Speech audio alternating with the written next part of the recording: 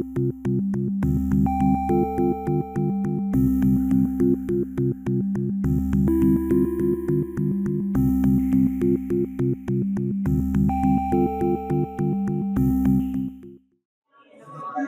right, we are starting the February 25th, 2026 meeting of the Finance Committee.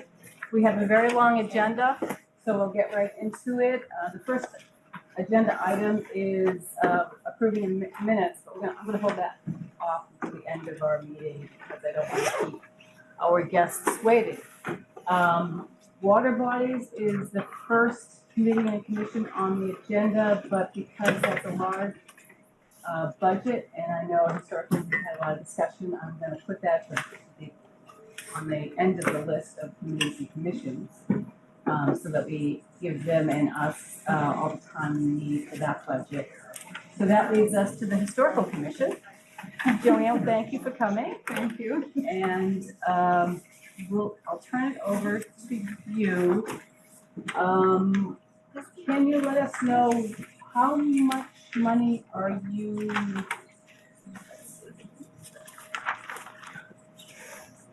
So the town manager is recommending a budget of $7,830. Can you tell us, do you have a reserve? Do you have anything on? Chris, can you speak a little louder, please? Do you have a reserve? Do you have anything on hand now? And what are your plans for the money? All right. Did you all get a copy of the letter that Yes, we sent? did. Yes, thank you. Okay. All right. And so I just wanted to be sure that that is it. And we have, I think, $8,000 that was supposed to be,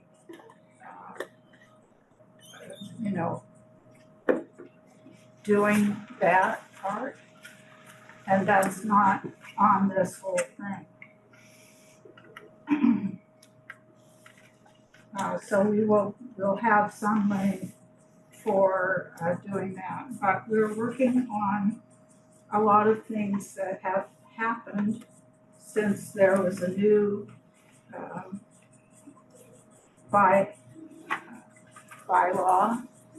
that worked out and came about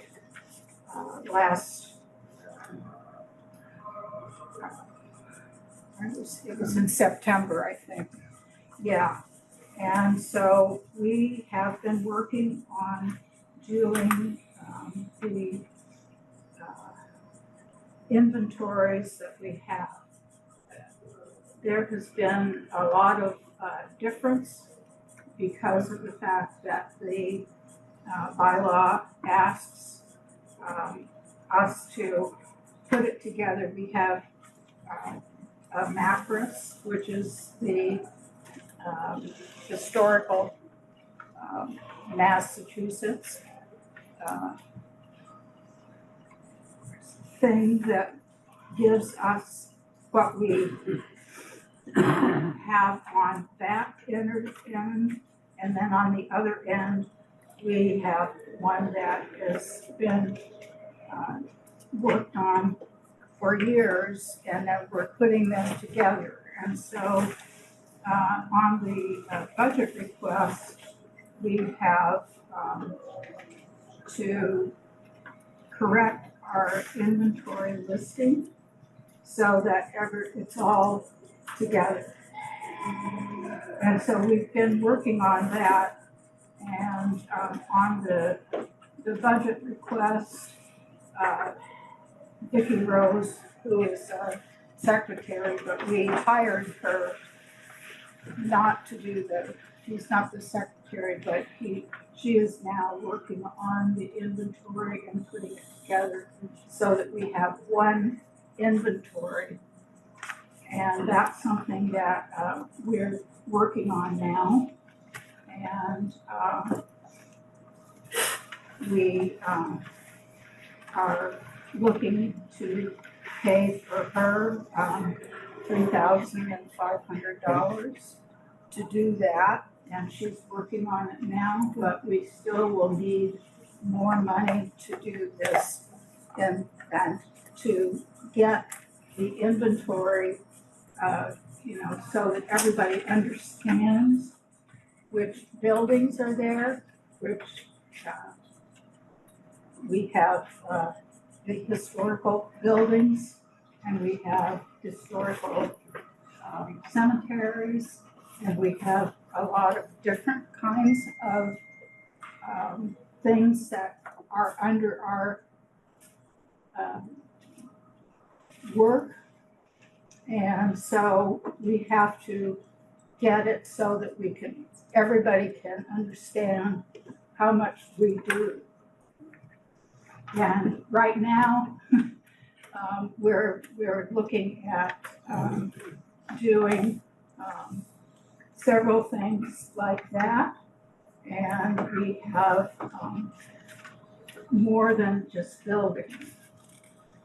And so that's something that is not probably aware of the inventory. And so that is something that we're working to, say that if we have for example, the old burying ground is under our jurisdiction. And the garden, which is between the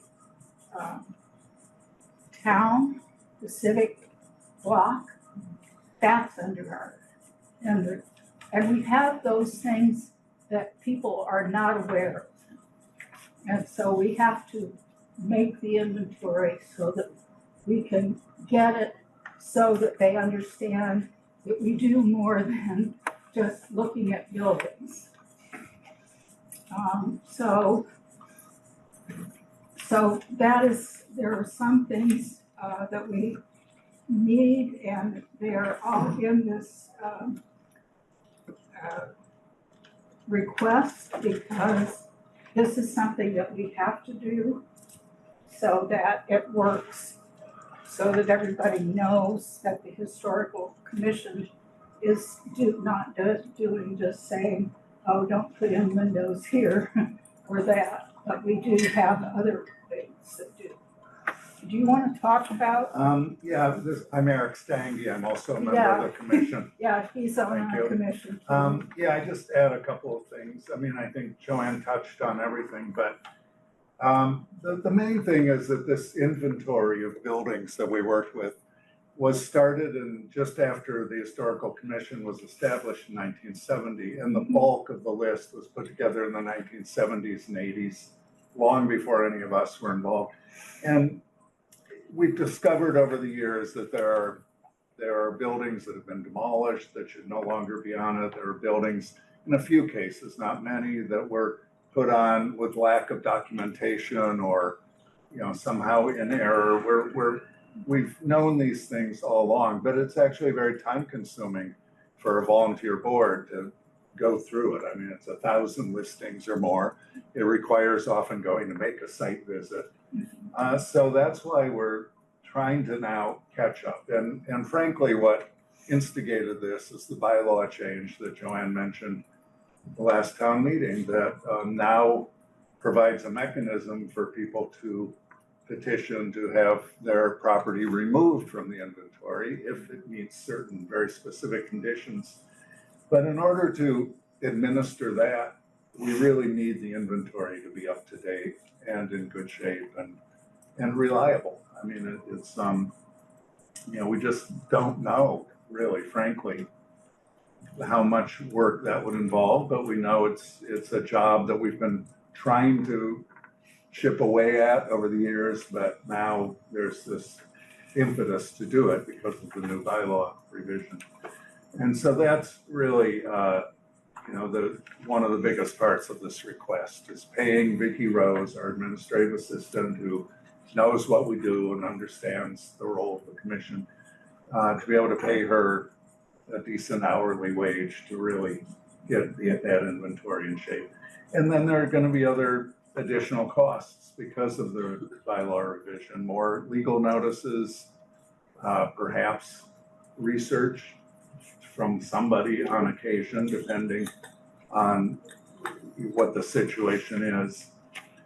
And then, you know, we also have been wanting to hire a consultant for quite a while to start looking at some of the other properties that Joanne mentioned, or the other assets, town assets. And that's quite expensive, but we have that detailed here too, that it can be up to $300 per location for a qualified historical preservation consultant.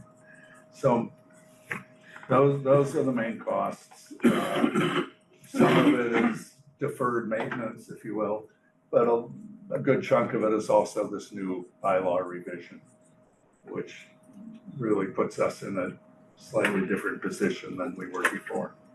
And we do have a historical master plan that we can work from, because we have, but it was, you know, finally open, and it was in, you know, just before the pandemic, and so that was something that we couldn't do. And that's why we also need to have that, you know, the things that are in the master plan to do the work of looking at and I can give, you know, a good you know, thing about working on the inventory, and then also looking around to see which buildings are, you know, constructed when, then, and then if we have them being, you know, I guess the streets that are down on this agenda, you know, we can decide whether we need to keep it or we can't. And so that's the way that we have got from the master plan. Did I hear correctly, you have 8,000 carried over from a prior budget to prior budgets? So 8,000 carried over? Yeah, And yes, and that was something that we have carried over.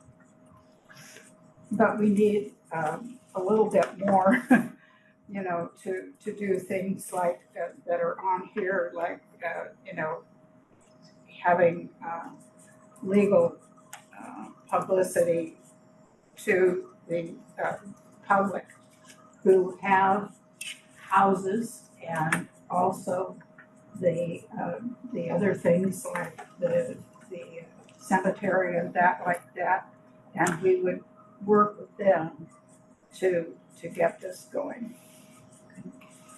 Question? Annie? So the town manager's recommended budget, for you this year, because of the cuts he's needing to make. Excuse me, could you? Because of the cuts that he's needing to make, the town manager's recommended budget for you this year is $7,830. If we vote $7,830, what will you not be able to do? Not be able to do, I think it would be mostly the over the thing that we can do, the inventory, and we can do the forms, but and that would take up the $8,000 plus. And then, but then when we have the new bylaw, which allows us to do research to just sort of discover whether or not the building should be taken off of the inventory or others, and that's something that we're starting on. We have had 2, 3, I think, people asking to get off of the inventory. None of them, one of them, you know, got it. And we have to do the research in order to get that done. Right, so I guess what I'm saying is, assuming you have $8,000 in reserve, and we vote the town manager's recommended budget, that makes for a budget, or dollar amount that you would have of about $16,000. So, Yeah, I mean, I think in answer to your question, the main thing Yeah. would be less of the inventory catching up that we need to do. And I mean, you know, we would love to be able to get as much done as possible. We of course have to do the legal requirements of legal ads and the hearings for people who are requesting removal from the list and that sort of thing. So of course, that's where whatever funds we have would go to first. But the discretionary part is trying to get the inventory up to where it should be. I mean, you know, we would do what we could with what we have. are you going to spend your whole budget this year? 'Cause it I looks like- believe that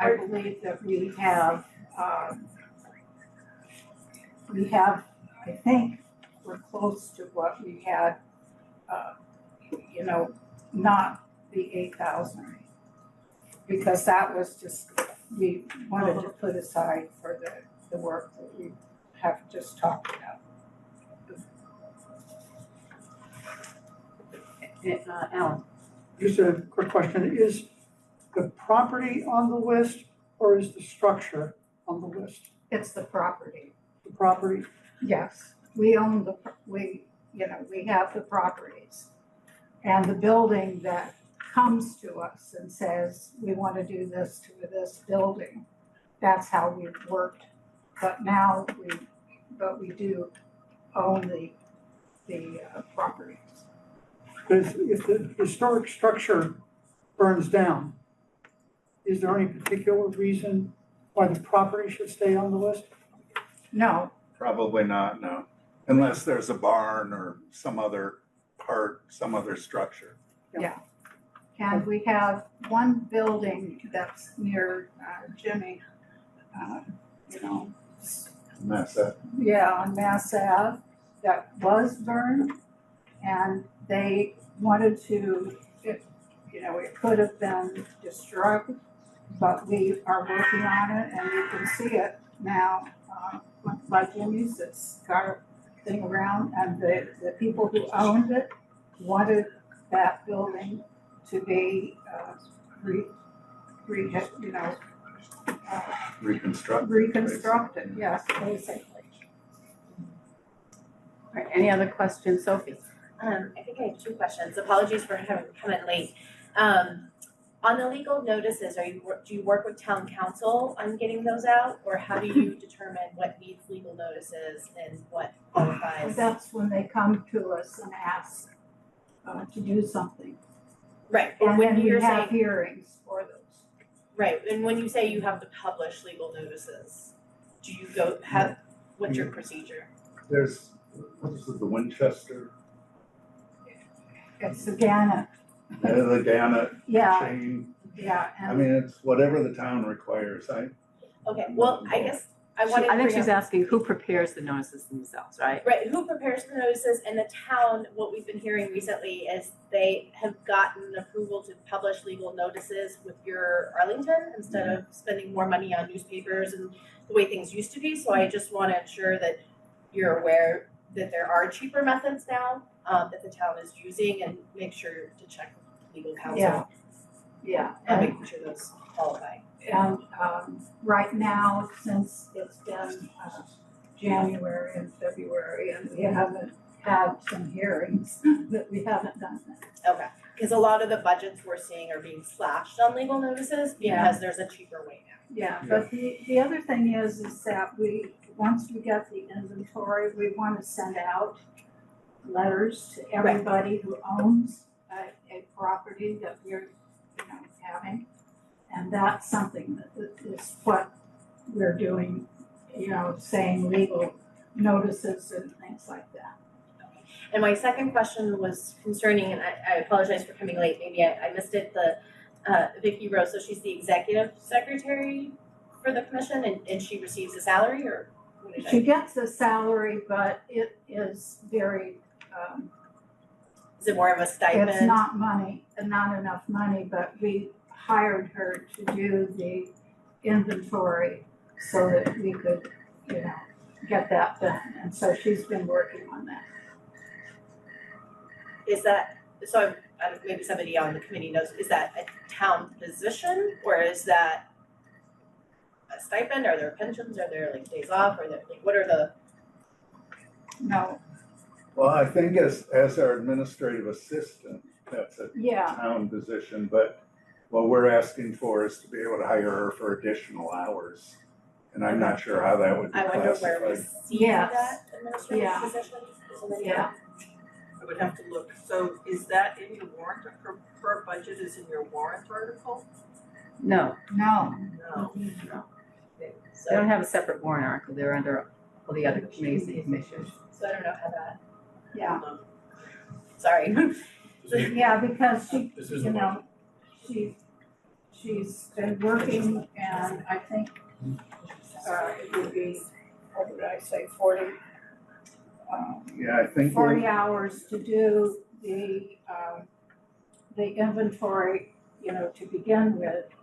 But she, has the other part. Right, I think just for us, I'm trying to understand. Yeah, this what is the a scope of- one thing that we would do. David, do you know the answer to this? No, I have a question. Okay, I suspected that we're paying an hourly basis, like if they were hiring an intern. Like a for- contractor or a stipend or something Yeah, like that's my that, guess, there's that no would be. additional liability Yeah. to the town. So they've been paying X number of hours and now they're adding more hours to this person's Yes, plate. exactly. I just, yeah, so it's different than committees such as the finance committee or the zoning board who hires, like we have An our employee. hire the zoning, because that shows up on a separate line item. David, intern. Is that the same person that takes minutes at your meeting? Or is that somebody else? the same person. Same person. Charlie, So I'm a little confused. Is this person gonna work 40 hours a week? Yes, So aren't there state and federal No. laws? No. No. No, not 40 hours a week, 40 Not a hours week, altogether. 40, but, For the project. yeah, Oh, for the project? Yeah. yes, Thank you. it's just for the project. any other questions? Grant, Thank you. So question about the inventory, and maybe you've explained it or written it, but what is it, and how do you get on it? And when you say you need help, reassessing it, people, and the property's getting off of it, and being demolished, how do they get demolished, I guess, without knowing about it? So I guess I'm just kind of, can you help me with the inventories? Well, the inventory, as Eric meant, it was started in the 1970s and 80s and 90s, and then it went on, and we have also a demolish, if somebody wants to demolish a building, then we ask them to give us why, they don't want to have it demolished. And then we look and do research on it. And if it's a significant housing or, something like that, then we have a year to give them time to think about whether they really want to do that. And that's, it would be a year for that. And in answer to how you get on it, I mean, the bylaw was passed in 1970 and the bulk of research went on, I believe, between 1970 and about 1990. And that's when, I would guess 80% of these 1,000 or so buildings were surveyed, each one has a separate form, properties. Each one has a separate form, that lists the reasons for its inclusion on the inventory and that sort of thing. But the reason things have been demolished, I mean, partly people have come and asked to get off, or asked to have their building demolished. And we can impose a demolition delay of 1 year, and then it gets demolished. And for whatever reasons, we haven't kept up with taking those off the inventory, mostly lack of people power. And frankly, a lot of things slip through the cracks over the years too. So sometimes buildings were demolished, we didn't even know about it. Not often, but once in a while.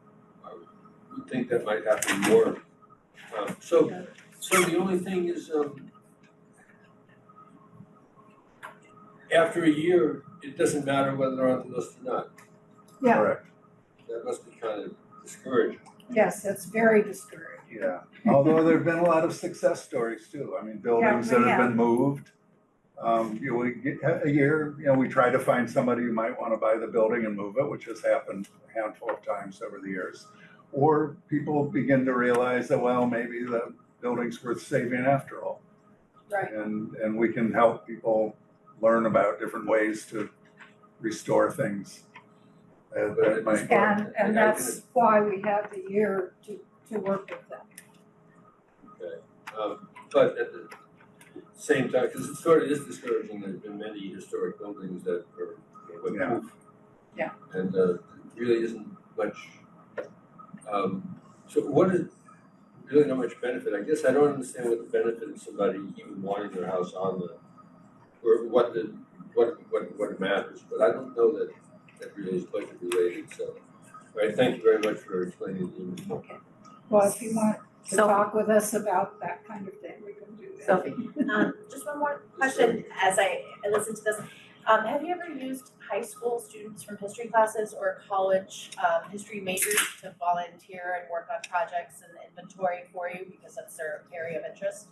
We have not done it, but I think Jim Feeney is going to help us to get one. Great. But we have to teach him what we're doing. Right. I just sometimes Yeah, those college no, I know, students are and really I interested in those I sort of think that will independent be fun to do. projects.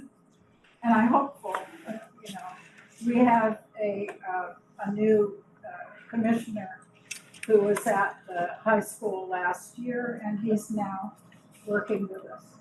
Okay. Yeah, Michael? but he didn't do it, he just wanted to work with us. Right. So there are ways we can get there. Michael? Thank you, Madam Chair. Are you reading me? Not really. I'll try it like this. I think after listening to the presentation and reading the letter, the commission sets out two overall goals for the next year. One is expansive from its previous practice, inventory new properties, research new properties that may be included in the inventory, do letters to owners, overall cleanup. The other purpose here that I think I'm hearing is that from time to time people are going to petition the commission to have their individual properties removed. I don't hear in this presentation a sense of urgency that requires looking at everything all at once everywhere. I think the commission is suitably provisioned to deal with the inquiries that come up one by one as they occur. My recommendation would be to vote against the budget. Did you hear him? No. Yeah, I had difficulty hearing. Sorry, Michael, we can't hear you. Charlie. Madam Chair, point of order. As much as I love listening to Mr. Ruderman in person, when he's giving historical presentations and at the Finance Committee, I think we shouldn't be listening to him when there's no set. And I would respectfully request that he listen and not speak. I think that's going to be the way, Michael. We can't hear you, so unfortunately, if you can hear us, great, but we can't hear you. Any other questions on this budget? All right, Joanne and Eric, thank you for coming. We'll consider your budget requests and we'll get back to you. Okay. Thank you very much. Thank you very much. Thank you. We appreciate coming. Zero waste is next. Can you introduce yourself? Yes. And then talk about what you are asking and what you'll be doing.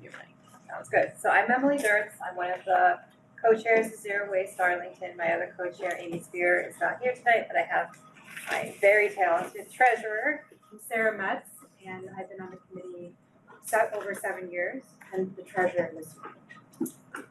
So first of all, thank you for inviting us here, and thank you for the funding that you've provided our committee for the last several years. We're really excited to walk you through what we've been doing with the money and let you know what we're planning on doing with any future funding that we will get. So I'm not sure everyone's familiarity. I know my friend here to my left, Molly, was on the Zero Waste committee up until last month, so he's very familiar with our work. But for the rest of you, just very quickly, we do a lot of different things as a committee, but most of our work kind of boils down to two main things. We're trying to educate people in Arlington about waste issues. So that could be anything for like, can I recycle this, to, is there a reusable replacement for this so I can generate less waste? So first of all, we're just trying to educate people and give people some information so they can kind of control their waste situation. And then the second thing we really try to do is to kind of normalize not using so much stuff and try to model this kind of lower waste mindset. So with these two goals in mind, these are our two main goals that we're trying to achieve with any sort of funding that we get. And so what we're trying to do when we spend any money is we are very respectful. We understand this is a challenging time for the town. We understand that budgets are being cut all over. So we really took a hard look at our budget and we're just thinking, what are the core, how do we really support our core objectives with this money, right?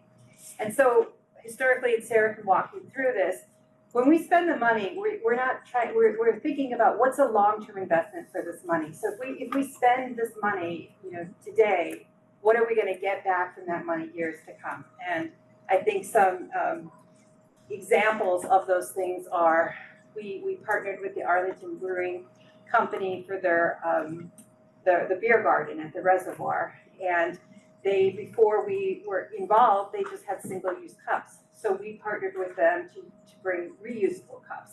So here it is, we had to purchase some reusable cups for them to use at the beer garden, so that was a one-time purchase fee, but they've been using it for, I think 3 years now. So that's an example. So we're going to spend the money, but the idea is that money is not just going to be for a one-time use. We have this reuse mindset. So we are very thoughtful when we're purchasing something that it's going to be something that we can use multiple times at multiple events and not need to be replaced on a yearly basis. The other thing we think about when we're spending the money, we appreciate the money is coming from the town. It's coming from, from town residents. So we want to be able to purchase things that are usable by the town, right? So that's why we focus on these reusable cups. So anybody who goes to the beer garden can use one of these reusable cups. So they're there, the money is kind of going right back into the town in a way. Another initiative we had at Town Day, we had reusable containers. So any Town Day visitor, we partnered with a variety of different vendors. So if you opted to not have your food put in a single-use container, we would give you a reusable container that you could use for the day. And again, there was some upfront costs for that, but we've been using those same containers year after year after year. So the bulk of our money is really spent with these two purposes, these two kind of boundaries in mind. We want the money to be spent on something that has multiple uses for multiple years, the cups, the containers, for example.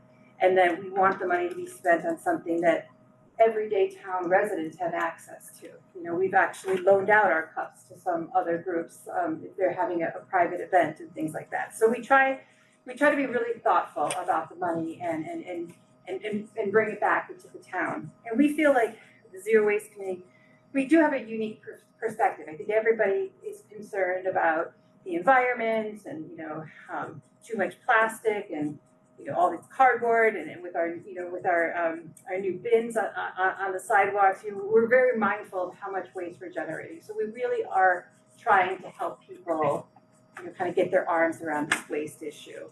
So again, thank you so much for the invitation for us to come and talk. I'll turn it over to Sarah to give some more details about what we've been doing for the last few years. Yep, thanks, Emily.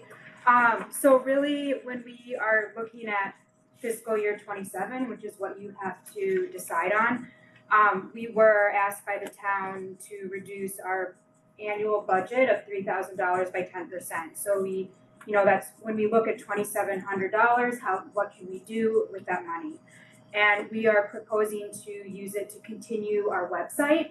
We do have a website, so we need to pay for the hosting and the domain. So part of the money will go towards that. We have 3 booths at Town Day. So we have our Zero Waste Committee booth. We have the reusable container booth, as Emily was talking about. And we also have a water station booth. And in the past couple years, we've provided free water to all Town Day participants, right? So that's a third booth. We also are requesting to have some expenditures for general Town Day expenses, like printing signage. Sometimes we have games, just kind of a small bucket for that.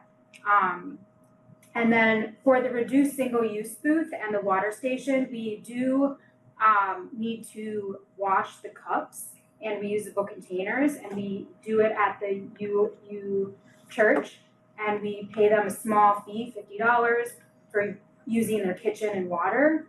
But we get volunteers and some students to help us do that. So and then we also use an electronic system to keep track of the reduced single-use containers at Town Day, like who's taking them and returning them. We don't want people walking away with them indefinitely. So we partner with Recyclable and pay them a small fee to help us manage the tracking of the containers.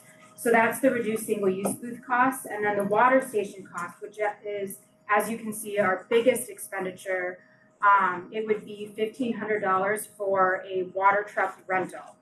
In the past, we actually have been able to get it free from MWRA, which is Massachusetts Water Resource Authority. However, unfortunately for Town Day 26, we were unable to reserve it in time. We just did not know the date of Town Day in time. People book it out not only months, but years in advance. And they only, I believe, have 2 trucks. So, future thinking, if we can know about the Town Day date ahead of time, I believe we could get this for free later. But if we do want to have a water truck station for Town Day this upcoming year, we would need to pay, we found a vendor where it's $1,500. We did research for another vendor, and it was, I believe, almost twice as much. So we feel like this is a reasonable cost.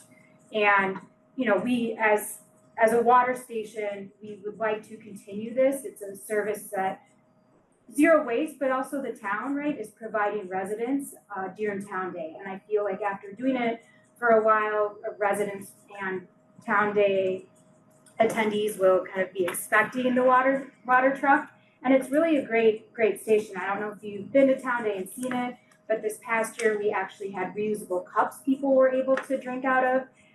We actually went through over 450 of those, and we also gave away free reusable water bottles that we have collected throughout the year. We gave over 800 away at Town Day. So we would expect to have at least those numbers again for 26 if we were able to offer the water station. And then finally for the fiscal year 27, we have beer garden costs. It's just some upkeep, like if we need to print extra signage, if a receptacle container we use gets broken, we can replace it.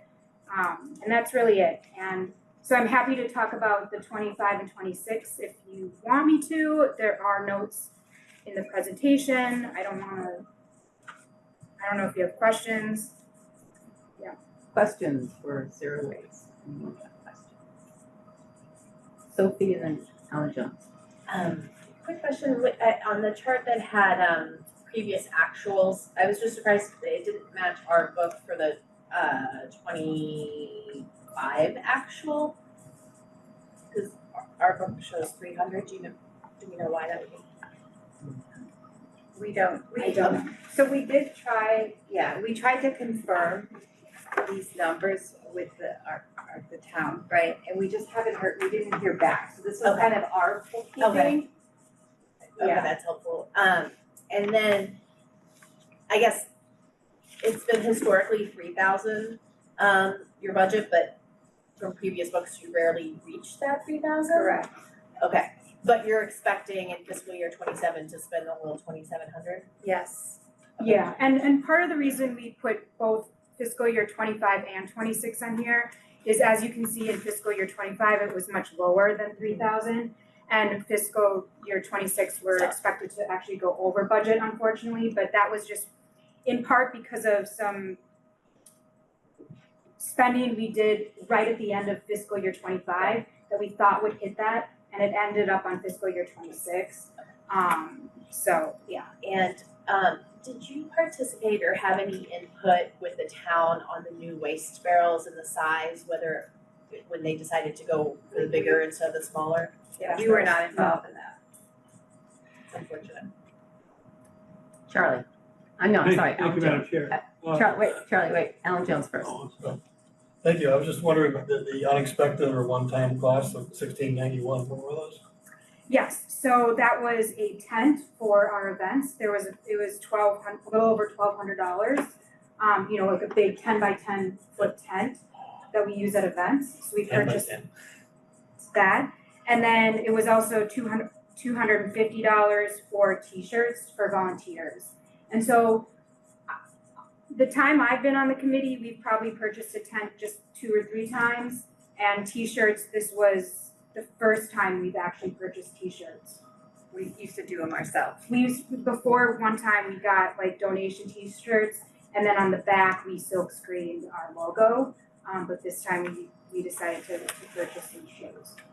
But over the years, we do randomly have, one-time costs depending on events we may do. So just wanted to show that we have some one-time events. Yeah. I just wanted to know, like, emergency. Oh, no. Yeah, so. We needed the tent, Yeah. Because we also did not, we didn't have 3 booths at Town Day this is also new, so we just needed another tent. So again, making a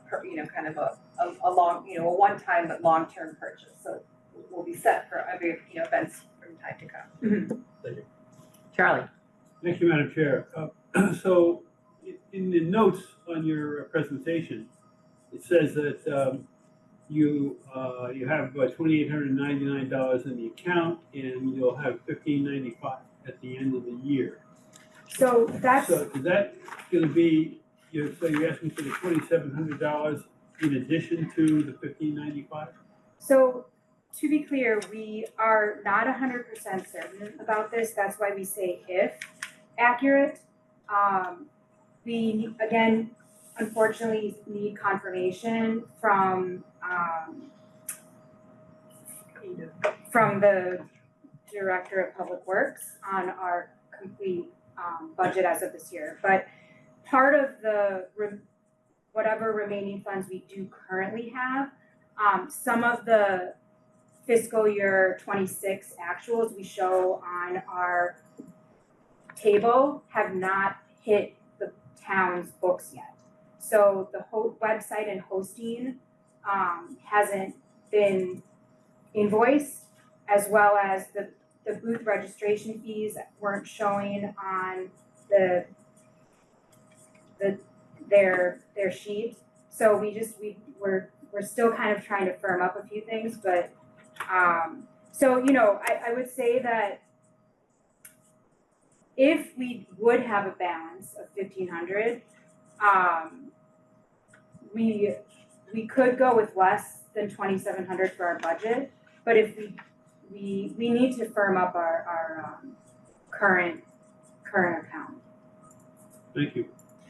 Yeah, I would say, I just would say, we know for sure that there are the domain and the hosting that basically almost $1,000, that's outstanding still. So Right. we that amount of money has not been paid for certain. So even if there is 1,500 left over, which as Sarah said, we're not sure of, that's $1,000 of it right there would be used for that invoice that isn't, that we haven't even received yet. So we're hopeful that that money is there, but I think that money is already spent, if it's there. Dean?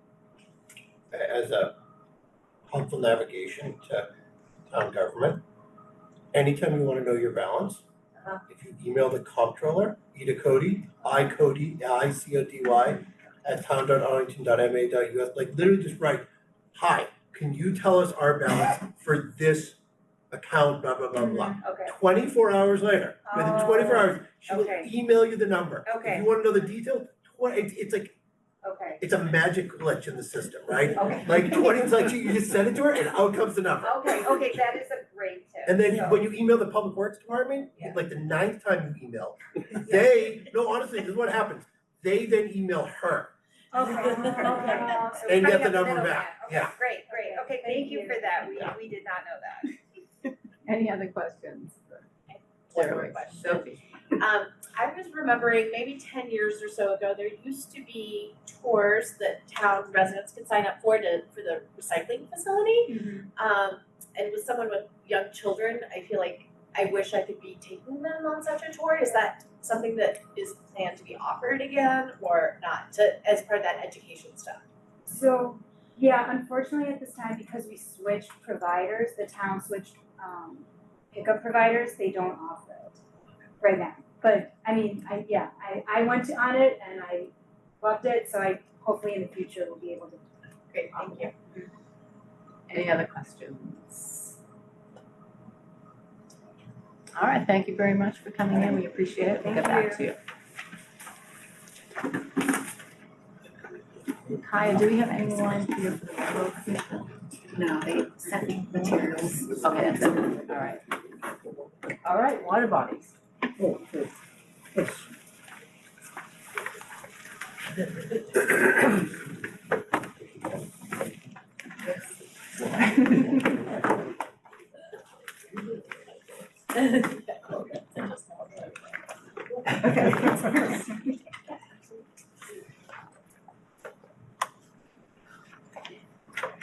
All right, why don't we start by your introducing yourselves for the group? I think, except for maybe one person here, I think we met you before, but please introduce yourselves again. I'm David White, Conservation Commission member and chair of the Water Bodies Working Group.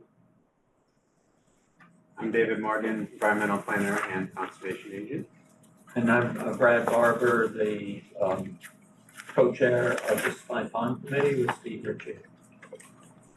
Okay, thank you, and thank you for providing us with the materials. You're including the assessment and reports and your presentation. I think we've all had a chance to look at it. And I know a lot of this we've heard before. So let's focus on the numbers, the budget. And I just want to clarify where we are with that. So the town manager is recommending a budget of $76,500. Yes. And do I understand that you have a reserve right now, or you're anticipating reserve left over of $66,404? I did 62, but anyway, it's close. So Kaya, is that last year's or is that this year's? This is okay, sorry. So I'm saying trade 62,769 expected. at the end of FY '26. All That's right. my 26. All right. All right, so talk to us about what you have been spending your money on and what you anticipate spending FY '27's budget on. Okay. Well, the basic responsibility of our working group is to manage the major water bodies, public water bodies in Arlington. It's basically Spy Pond, Moose Pond, and the reservoir. These all have nutrient and invasive plant problems, which if not managed properly and treated, make the water bodies usable for the public.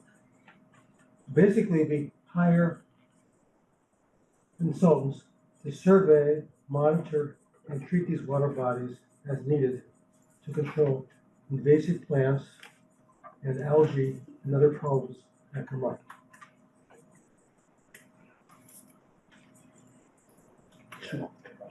Pardon? Yeah, we'll talk about it. Please. So I have budget here in front of me. I can walk you through what we expect to spend for the remainder of the year. One of the issues with Can you our, speak louder, please? I'll try. One of the issues with our planning is that we have a problem that spans the growing season, basically April to September-ish, and the fiscal year divides us right in the middle. So it's more complicated. Creates confusion, yes. Than other committees. So to date, we had budgeted $45,000 for Spy Pond in FY26. We have expended, I think it's actually, so it's in FY26, it's $10,035. And we have money in that budget remaining to cover the spring treatments. This will be an invasive plant survey and one or more treatments, circumstances dictating and availability depending, before the fiscal year About ends. 35,000 this fiscal year. And we've budgeted 45 again for FY27 as a level funding.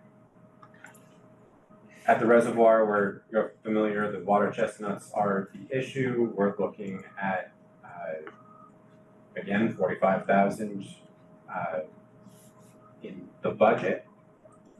We'll have expended 16,350 by the end of the year, which leaves us with an amount to cover at least one, well, actually, that is the amount to cover at least 1 week of harvesting at the end of June.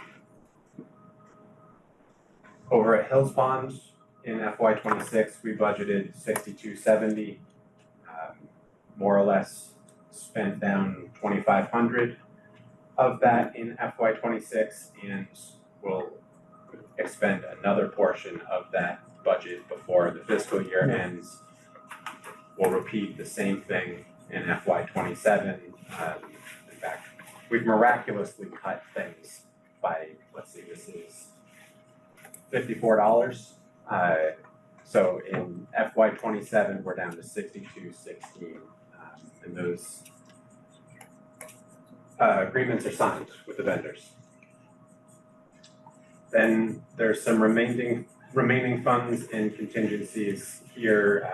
We always save $1,000 for McLennan detention ponds if something comes up and needs attention in that area, and we maintain a $2,500 other category where we just can cover things that come up. So in total, our budget for FY26 was $99,770.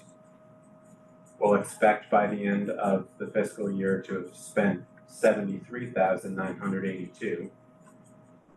And we are budgeting for a total expense of $102,716 in FY27. Now I walk you through what that means for Brings your balance down. Exactly. We're requesting the appropriation of $76,500 per the town manager's recommendation. We'll have a carry forward of $62,769, which puts our ending balance at about $140,000.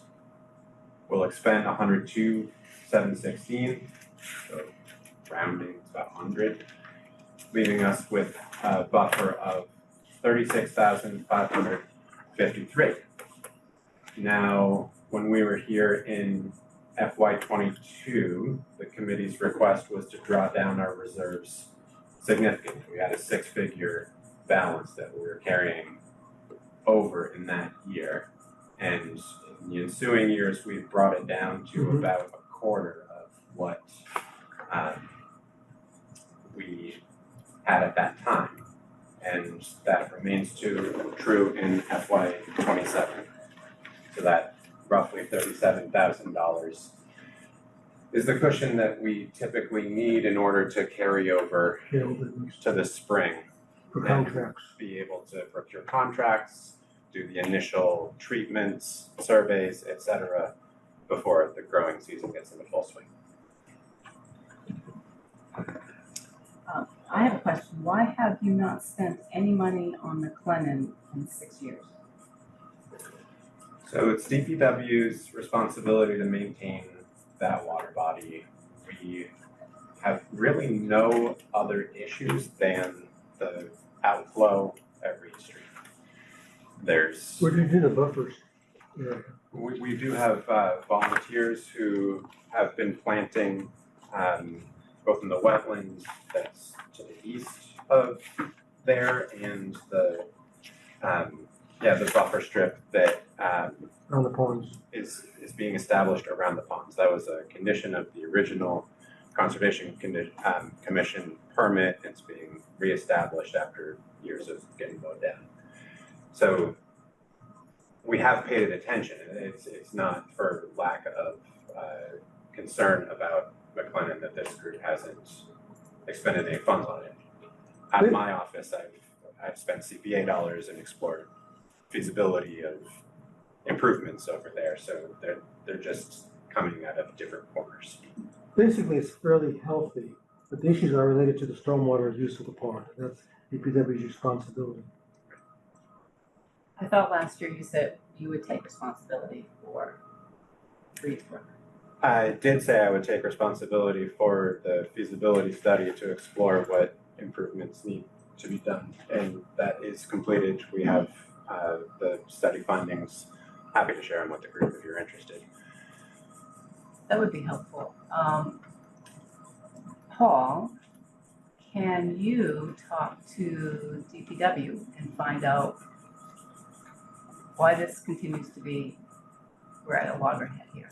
Why are we not getting any movement on this problem at Reedsbrook? Thank you. I think one thing that came up in the study is that there's a layer of sediment in the pond that's reducing its capacity. That's part of the problem. It needs to be somehow cleaned up, and that's DPW's responsibility. It's stormwater structure. Yeah, for the maintenance perspective, and I will say that there are recommendations in the study for ways to mitigate the amount of sediment that gets into that pond and allow it to clear out of its own accord, so we don't have to go in and dredge or perform other in-pond maintenance activities. So those are on the horizon. We have our options laid out for us to consider, and certainly we'll be working with engineering and DPW on keep engaged. Yeah. Are you expending, is your part of your FY '27 budget for Concom expenses? So you're looking at the line 4, I presume. This is like the other category? Yeah. I inherited this budget and I don't know what CC means. Conservation Commission. That's what I think, but it is not sort of a slush fund for Concom. We've only ever expended. As things that come up. You can use it on for assessment sometimes. yeah. So you budget 5,000 even though you're not spending any money? That's been drawn down to 2,500. In total, the last, let's say, 5-6 years, we've spent maybe $250 out of there. Questions? Sophie? same question as every year, I think, is there anything with Lexington on cleaning up the reservoir for their portion of it, or any movement?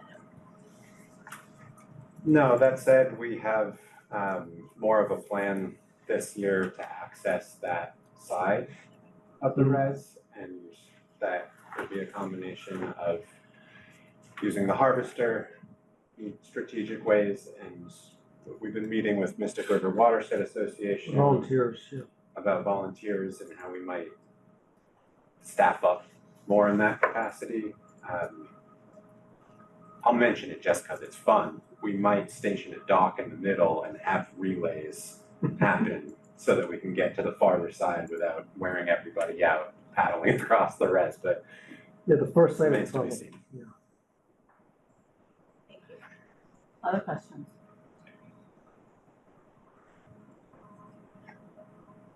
All right, thank you. Thank you for coming in and talking with us. Thank you.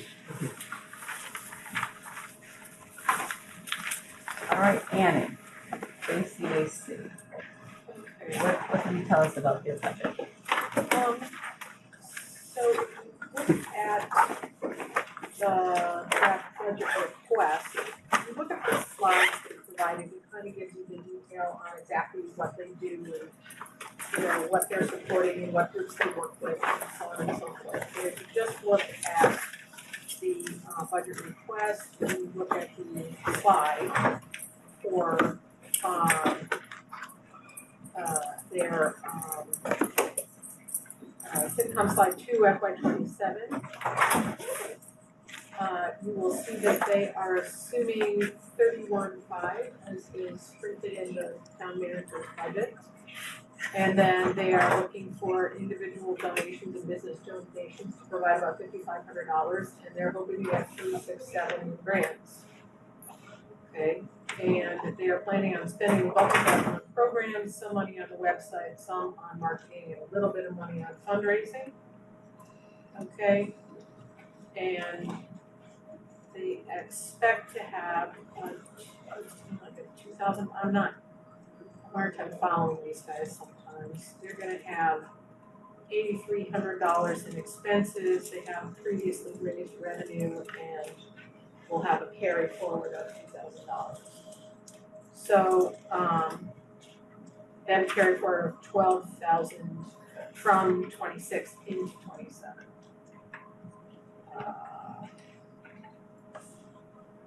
It gives them a total revenue next year of $85,000 and they expect to carry forward into from 27 into the next year of a couple of million.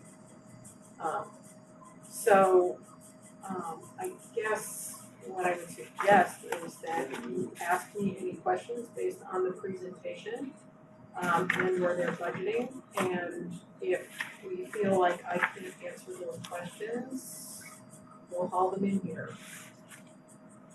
All right, questions for Annie on this question?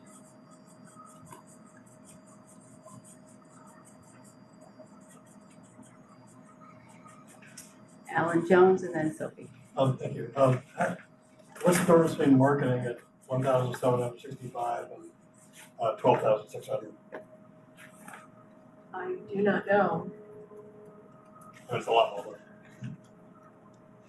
Yes, it is a lot more money. I assume, and maybe I shouldn't be assuming, that what they will be doing is marketing for arts programs in Arlington. It's a big jump from 1,600 to 12,000. Yeah, I mean, I can go back and ask them the question. Sophie. Just when you mentioned the carryover of 12,000 that they're expecting, in the past actuals, they're sort of using up their whole budget. Did they not use carryovers before? Or if they're only spending 35,000 in the past, you're saying this year they're gonna spend 31 plus 12?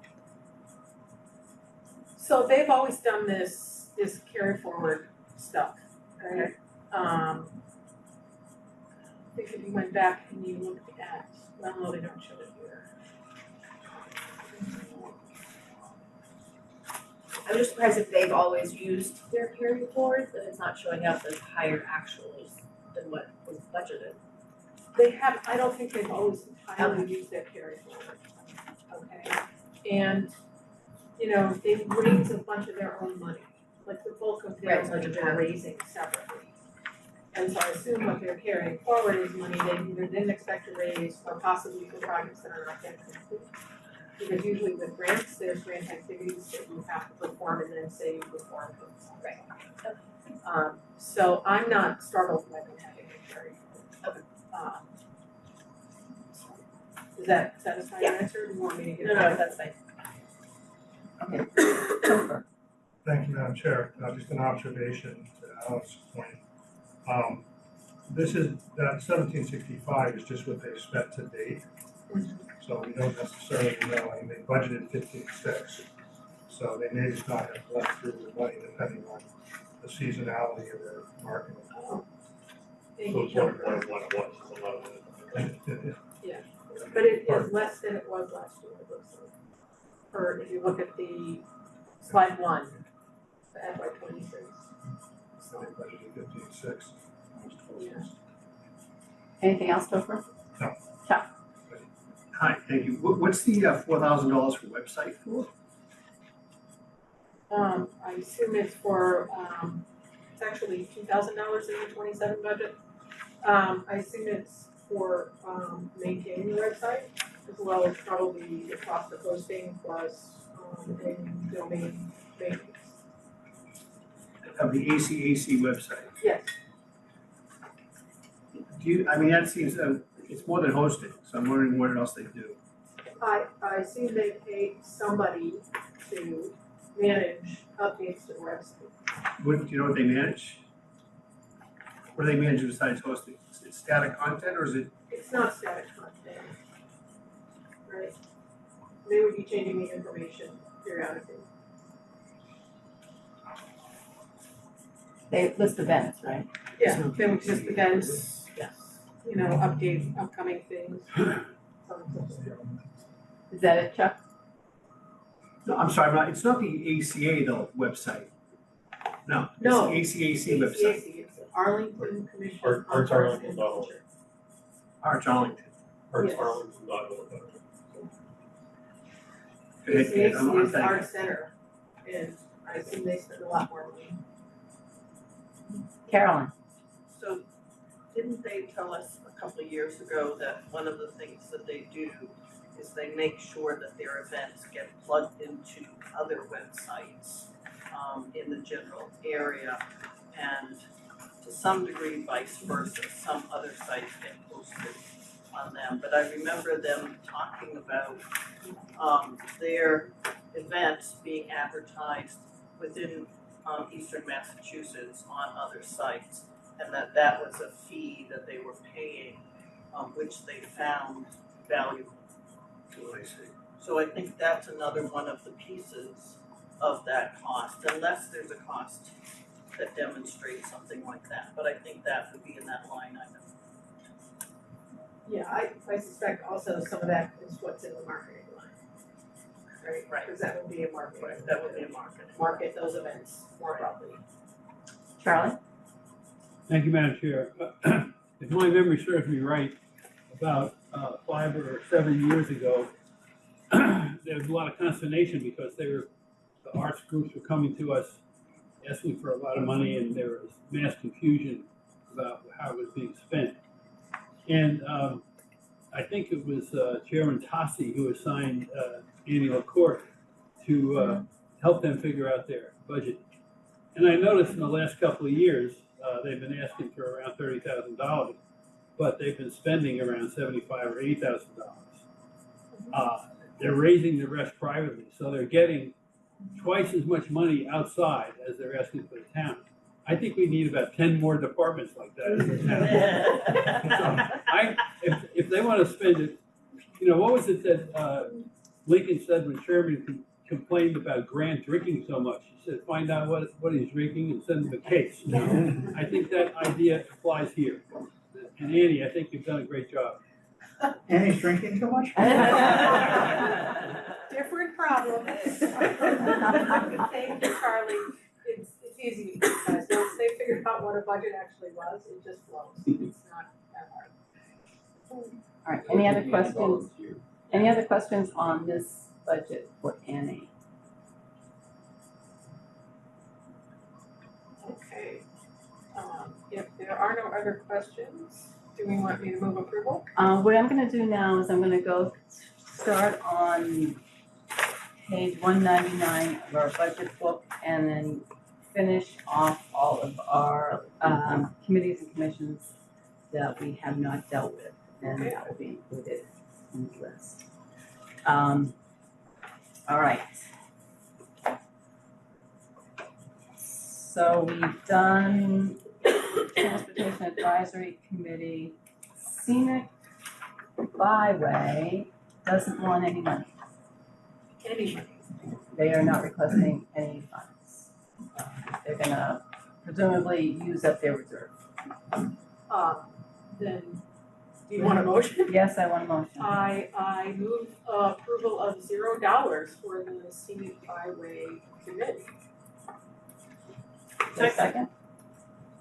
Is there a second? Second. All right, all in favor say aye. Aye. Any opposed? Unanimous. Okay.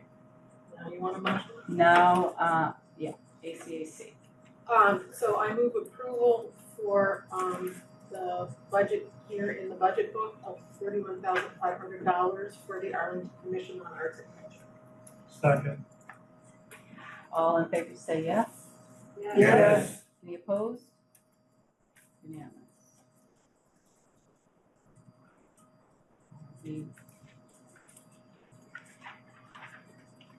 We did Envision Arlington, we did tourism, zero waste. They are looking for 2,700.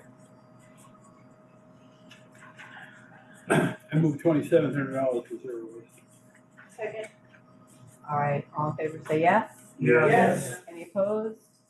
Any abstentions? Unanimous.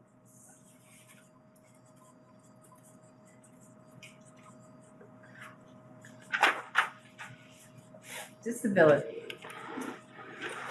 What can you update us on? The update is I'm still trying to find the right person who can talk to me about the budget because there's no chairs listed on their commissioners on the website. And I talked to the Department of Human and Health Services, which oversees that, and they're trying to find me the right person because they were in meetings when I called, et cetera. So it's still a work in progress. They don't have a full slate of commissioners anyways, even if all the ones on the website are active. I think they're short 2.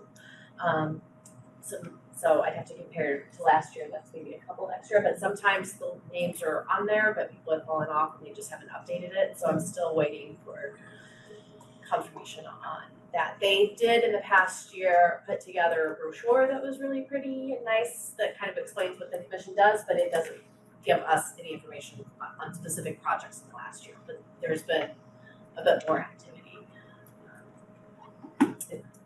If we can hold off a little longer on that one. Okay, keep us posted. I'm looking at Eda's year-to-date report, and they have, right now, they're sitting on $25,000.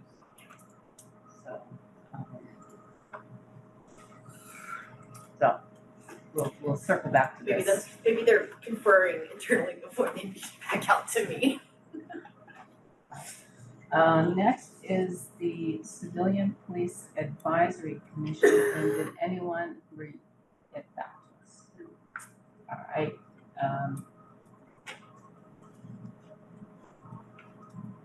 Do I have a motion for $0 for the Civilian Police Advisory? So moved.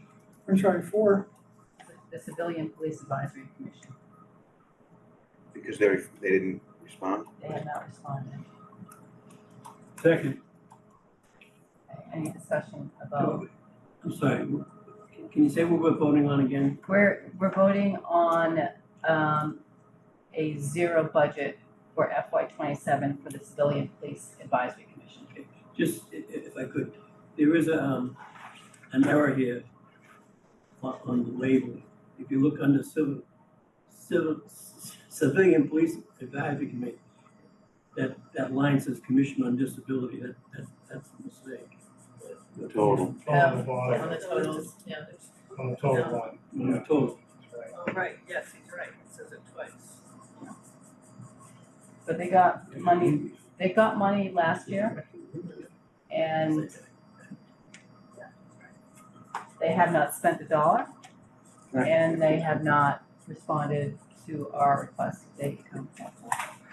Do we know whether they exist yet or not? If they've been They exist. formulated? They do, they exist and they have commissioners. They do in what? They have commissioners. And there's a motion for 0. It's been seconded. All in favor, say aye. Aye. Any opposed? Any abstentions?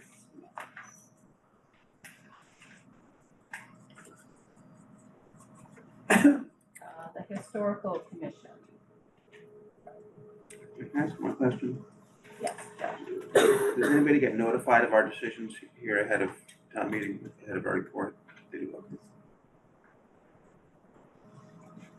All right, we have, they are looking for 7830. So moved. All right, it's a motion. Is it seconded? Any discussion about the Historical Commission at $7,830? Any questions, any discussion? Paul? Just to give you a heads up, I'm going to abstain because Okay. my house is on the list. All right, thank you. Anybody have, David? I just have a somewhat of a concern that this commission has been in existence since the early 70s, and the folks don't know where the money comes from that pays their executive director or secretary as well. That's just kind of, for all the years that they've been in existence, they don't know where I'm sure it's a short money, but we're doing all kinds of budget things here, with 10% decrease and everything. We should at least know how that person is paid and where it's coming from. Are you It's just a volunteering to concern. be an Annie for this? I can't hear it, I'm sorry. Are you volunteering to be an Annie for that, commission? No. Actually, I don't volunteer for anything, I'm a farmer. Carolyn? I texted Karen and I said, so is this person on salary anywhere and does she have any benefits? And she said, no, she's not on salary, she doesn't have any benefits. I don't know about this. And I said, I suspect if it's only 40 hours a year, that money is coming out of their budget. Yeah, it is. Right. Well, that's not only 40 hours a year, it's 40 hours for the special project for the inventory. And it's a regular ongoing thing, I think, for the year. A regular So it's 3,000 for one and 3,000 for the other. That's how I read it. My point is, I found it somewhat concerning that they didn't know that. I kind of assumed it comes out of the budget. It's gotta come from someplace. Rebecca? I don't know if this is helpful, but Vicki Rose is the secretary and has been forever for the Yes. Thompson School. So she's a full-time town employee. Anyways. I don't know if that's helpful, but that's where the benefits are. Well, yes, but that's her job. She's probably just getting a stipend. I assume so, but I'm just saying she has. But the stipend won't be tied to her secretary role at Thompson. No. Annie? So my suspicion is that there is somebody who's serving as treasurer or keeping track of the money, and they just didn't send them to us. So maybe next year we suggest to them that they either need to send to their treasurer, or they need to have a treasurer and send to their treasurer. And yeah, I'm volunteering to do that. All right. Thank you, Annie. Treasurer of everything. Well, this will give you something to do. Yeah, no, letting out my board. All right, any other questions or discussion about this budget? All right, we have a motion for $7,830. All in favor, raise your hand. $7,830. I don't think it's a conflict, Paul. Abundance of caution. 14, all, any opposed? Abstentions? 2.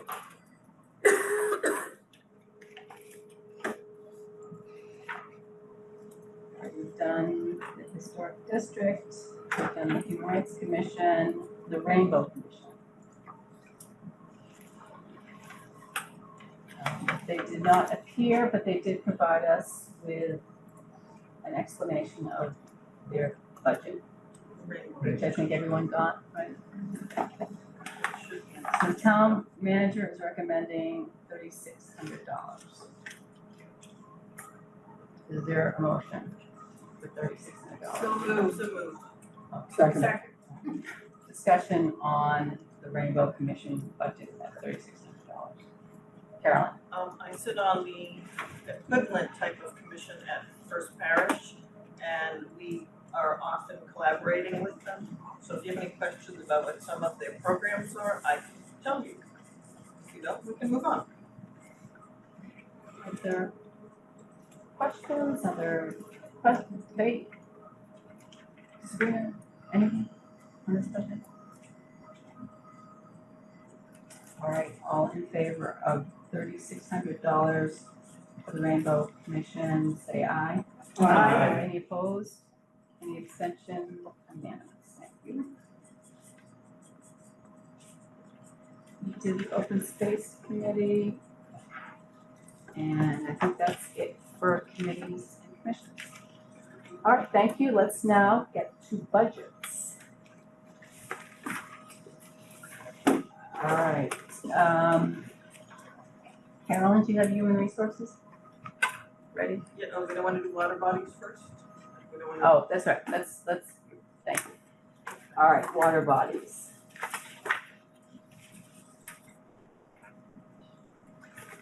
And they are looking for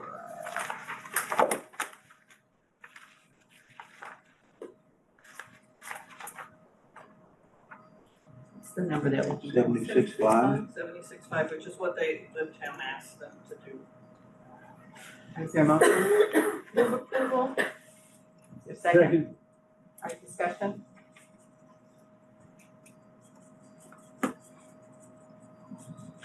Paul, we keep being told that it's DPW's fault.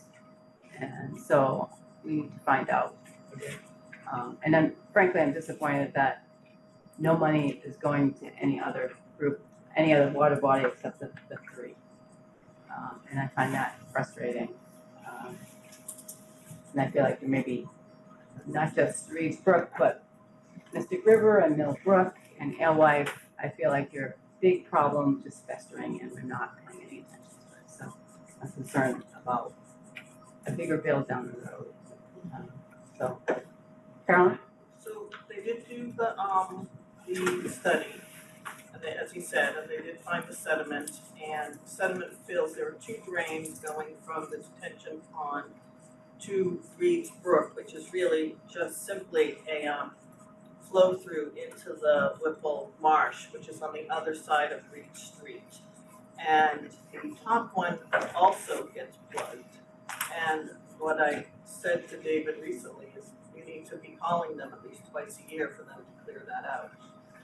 The top drain and the storm drain that's closer to Summer Street that also goes into the marsh. And when they did assess, the assessment does show that there is some toxic iron in the detention pond.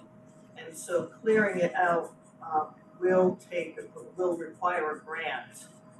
And they did get suggestions as to ways to manage that if we go down the road of taking out the sediment. There will be some toxic materials in that sediment. They're not too worried about the sediment, and I can put that sediment report in here for us. They're not too worried about the way the toxic materials, because it was for the most part in the sediment and not in the water, and the levels they got were not dangerous. But I'll find that report and add it into both the agenda and the water bodies. There is now a representative on the Water Bodies Committee, Michelle Dosher, I might be getting her last name wrong, who is representing the McClellan Park.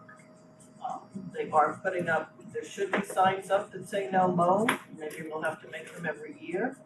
And they were getting better at working with DPW about not mowing within 10 feet of the pond in order to help with the runoff, any kind of runoff. It just helps the quality of the pond if there's native plants. The Arlington Invasive Group has done some work there, and they may do some work there in the future. But one of the things the neighborhood could ask for is 1,000 to 10,000 for new plants, which is what Spy Pond has done. They have money set aside, they raise money themselves and have money set aside to put in native plants along the park areas in particular. And they and the invasive group also remove land invasives, not water invasives. Anybody have anything else? All right, all in favor of $76,500 to the water bodies, say yes. Yes. Any opposed? Any abstentions? All right, do you have human resources? I do. And it is now on SharePoint. If you want to take a look, it's also in your budget book.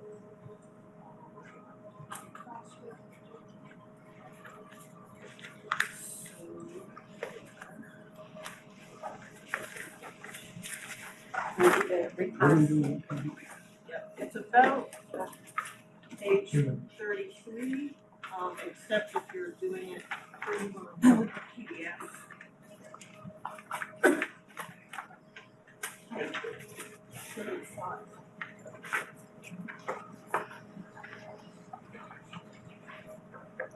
Type in 40.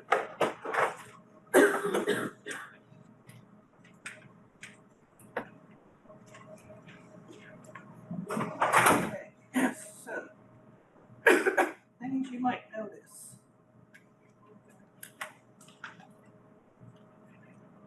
There's significant change in salary. Get to the salary page. Human resources.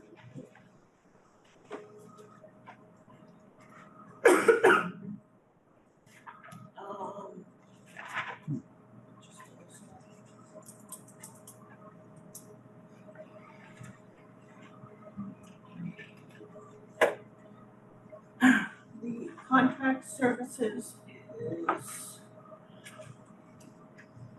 now being used for if anyone has a cough drop, let me know. Is being used for when people present for reclassification. We're using a consultant. So that it's a neutral person both during the first time a staff person goes before them and during and then there's the board if they want to appeal, which is a different group of people. And the HR director is finding that it's a calmer process without her being the first person they come to. So that's what consulting fees is going to, or contracted services is going to. The training budget is primarily assessment centers for ranking police and certain positions in fire. If we don't have the override, they would switch to only using the state written exam, which is not ideal. And you lose a lot of information about your staff person that's applying to increase their rank. The other thing that it's used for, training budget is used for, is mass municipal meetings. And like this past year, it was used for Excel training, advanced Excel training, and de-escalation training for staff across the town. Particularly the de-escalation training was for staff that are town resident focused. Carolyn, can I just interrupt you? Yep. Wasn't that in the DEI budget? The de-escalation training? Was it in that budget, not in this one? Okay. So in that case, it's more, that was last year, okay, I'll ask her about that. The HR director, did get a significant increase this year. And that is primarily because the new deputy town manager does not have any, collective bargaining experience. She can do the budgeting, she can do the process work, but she needs to learn how to do the negotiation component, which means the HR director is now responsible for contract, collective bargaining. And she's training the deputy town manager. So once we get to salary, we'll see that change. Does anyone else have any other questions about the front page of the budget, the non-salary section? And I'll ask about DEI, about de-escalation. Yeah, I remember that as getting the DEI budget, Okay. so if that's done enough, we need to sort it out. Alan? Well, thank you. I wanna know where cybersecurity training is. Do you know if that's under this department or would it be under? Whoever's doing information technology might have the answer. No, Right. I will ask, I'm pretty sure it's. Okay, I just wondering where the money is to train. Okay. Sorry, the reason I'm thinking IT is there's an IT reclass position, so that's why I'm like, where did we talk? I talked about that recently. Okay. So I'll get to a little bit of that, but not that particular question. Okay. Any other questions about the first page? If not, drop to page 41 if you're using your PDF version. I have a question on salaries. Okay. Go ahead, Zoe. Thank you. You mentioned the HR director's salary increase because she's the one doing the collective bargaining, but once she's trained the deputy director, we're gonna go back down? That's a good question. This is gonna be a couple-year process. Okay, and then it'll be baked in and that's that. Probably. I mean, the other thing to remember is she's been here 30 years. Okay. And the other thing to know is that she just went up she just jumped a grade to M2 only 2 years ago, even though at least 5 years before they had said she should be M2. And with some other changes, that change was finally made. Okay, and then another question on the HR generalist. I had noted last year that it was supposed to be an NTP3 step 3 and it shows a step 7. Did I just misnoted that last year? No, maybe you didn't. I'll ask about that. I thought it was a 3 and a 3, but yeah, maybe not. That's a grade 3. It is grade 3, but in my notes I had that it was grade 3, step 3, but it wasn't matching up with the numbers in the back, so maybe the step was wrong in what they told us, so the salary was right, maybe there's a step 7, I just wanna make sure somebody double checks that. Yeah, check that. David? Could you tell me what role she plays in collective bargaining? The deputy town manager or the HR person? Or you tell me the HR person got an increase because she has a role in collective bargaining? Right, What so role- in the past. What does she do in collective bargaining? The negotiation part. So in the past, it was a dual process between the deputy town manager and the HR. But if you look at, hold on, I have the job description. If you look at the job description for the deputy town manager, in the first paragraph, responsible for preparation of operating and capital budgets and 5-year financial planning analysis, collective bargaining, risk management, and then there's a long-range forecasting, a few other things. So that person took the primary role in the past, in that process. Okay, I asked the question because then why would the legal department hire outside counsel for labor negotiations? I don't know. Because they do. But that we weren't even told that. Okay, so let me talk to her about that, is what's, when they're talking about, collective bargaining, what's the, I'm sure she outside plays a counsel role in it, I'm wondering just what that role is. where they hire labor negotiators. At one time, town council was the lead negotiator, but they made a ruling a number of years ago, because on occasion, he might have to represent a town employee in other matters. It's a conflict of interest. So then they decided to go outside counsel for bargaining purposes. So my mindset, what does the personnel director, what role does she play? Apparently she plays some role, but I'm asking what. Well, and what role did the deputy town manager play? Because- The deputy town manager played as part of the negotiating team. Right, so. Which is far different. Let me tell you, the last deputy town manager was Sandy, okay? And he played a greater role in negotiations than any deputy town manager or assistant town manager I was aware of. With the exception, at one time, the manager played a major role, but that was moved over. So I'm just asking what role she plays. So she's now gonna be Sandy Cooler. And she'll never be seen. No, I understand that, but that's what her responsibility level will be. I just. That's in her job description? It's just not a. Because the current deputy town manager does not have any experience in collective bargaining, and the HR director does have experience as being a member of that team, then she is now taking on that role. The deputy town manager will sit in on those, obviously she will be part of the team, and she will learn over time, but they're not expecting someone with no collective bargaining experience to suddenly take over that role, particularly if we were relying on Sandy Cooler to do that much work. Well, in conjunction with the labor negotiator that they hired, which is legal counsel for the town of Arlington. I'm not following, Carolyn, why we would move the director to a grade 2. No, she had grade 2 2 years ago. This is simply a step increase.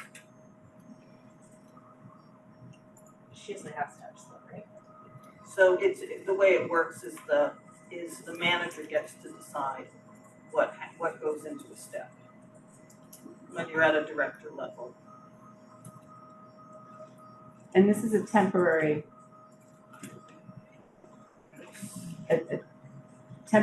addition to her job description. You're right, that may change at some point, but right But now her it is. salary stays the same. Alan? My understanding is that when the labor negotiations were moved away from John Marr, they primarily went to Karen Malloy, that she was the chief negotiator for the town. My guess is the negotiations that are in legal are because of the arbitration, the whole arbitration process required somebody with that expertise, and they probably hired an arbitrator or negotiator for that. But I think Karen Malloy was the chief negotiator. You're right. In today's world, everything goes to arbitration. Before, everything now goes to arbitration, i.e. the fire department just settled one multi-year contract going backwards. Their present contract was right to arbitration. So that's where they need the legal part. But, there's 5 other unions that probably Karen handles. Charlie? Along the same lines that Al just mentioned, thank you, Madam Chair. My understanding is that she is basically the repository of knowledge for the entire payroll and benefit system in these negotiations. So she has played a critical role on the negotiating team. I can't speak about necessarily police and fire, but I do know that's been true for the library and some of the other unions. But that's been the case for a while, right? Yes, for a long time, yeah. Sophie? So going back to our discussion from our last meeting on the override and structural deficits, so the 3% COLA adjustment, she negotiates that and accepts it, or the town manager does, or how does that, is she the one negotiating the 3%? That's a good question. She's probably involved in that decision making, but I suspect it's a decision at the executive level, not just from her. What else do you want to tell us about the human resources budget, Carolyn? The other thing about her role is that they do have a lot of new directors across the board, which means she's doing some training with them as well to get them from newer to the job to more experienced and help them with some of their more subtle decision making. So that's the only other thing with salaries. On the budget page, I think we covered everything unless you have questions about some of the line items. Do you have a motion? I move that we accept the budget as is, which is, that's the taxation total. 451,047. His number's different. Should we- Okay, Charlie, can you say that number again? Oh, on page 32, Okay. human resources taxation total is 451. 45107. 451,047. 047. Second. Sophie, did you? Should we, I'm just curious, we're not gonna wait on the answer of whether the de-escalation training is being double counted? Well, that was in last year's budget, that's not in this coming year's budget. But I will ask that. Well, so to clarify, the 45,000 for training and professional development, you are saying, what's included in that for FY '27? What's included in that is the assessments and then some other training. We talked about what the training examples from last year. We didn't talk about examples for this year. And I can ask her what she sees as those trainings for this year. Okay, so it's not, de-escalation is not in the FY '27. No, so those were two examples from FY '26. Sorry if I didn't make that clear. Sophie, do you want to postpone this budget? I wanna get shot, so. I'll abstain, I just won't move for it, that's okay. If people want to hold this budget, I'm fine with that. But I want, with the will of I the committee. second the motion. All right, been a motion for 451,047. All in favor, raise your hand.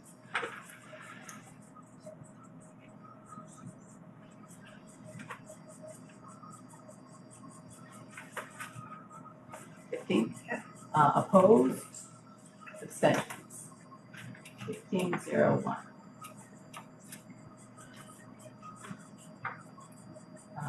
Can You you will get the answers to the question stuff. Yeah, Yes. and I did write that down. Okay. Are you prepared to do reclass? I am. So if you go onto the SharePoint, either the agenda page or the, go to the agenda page, I'm not sure if I got that one into both places. And then go to reclassification. Can you pull that up? And then.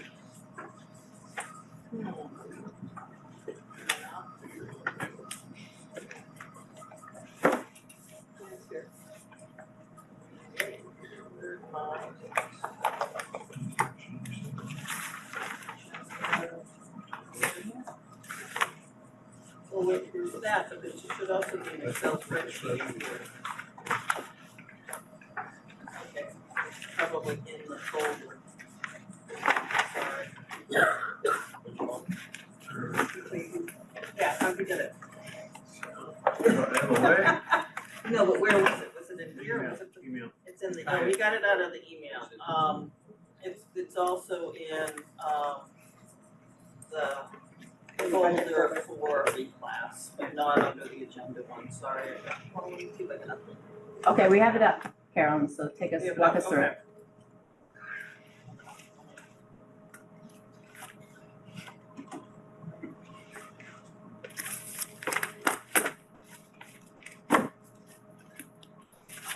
Okay. So for those of you who may or may not remember this, can you shrink it enough so that you can see Yes, all the way across? I'll go with you. So there's only one this year, so to look at this column, anything in yellow is explanation.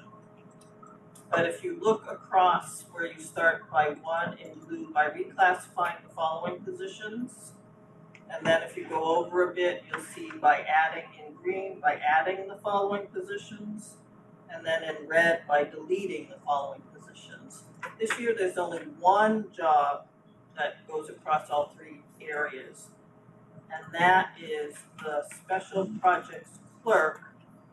And if you look at the second column, adding the following, that now is called police records and social media coordination. And that role is going from an OA5 to an OA6, and there is a significant salary increase request of $4,851. And the reason for this change is it's a new title which better reflects the job description, and the increased grade or step, is reflects the increase in responsibility level. So the new job and title is what you see under adding following positions. Let's stay under, does anyone have any questions about that bill? So then if we stay under by reclassifying, there are 4 other positions we've reclassified. One requires money, that's the B, and that's the assistant comptroller, who this year passed her CPA exam. And she has been taking on more responsibility prior to passing that exam, and is taking on a bit more since she has passed that exam. And so that is why she's jumping from a SEIU 9 to an SEIU 10. And they need the warrant article money outside of their current budget of $3,737 to cover that change. And so that's the assistant comptroller.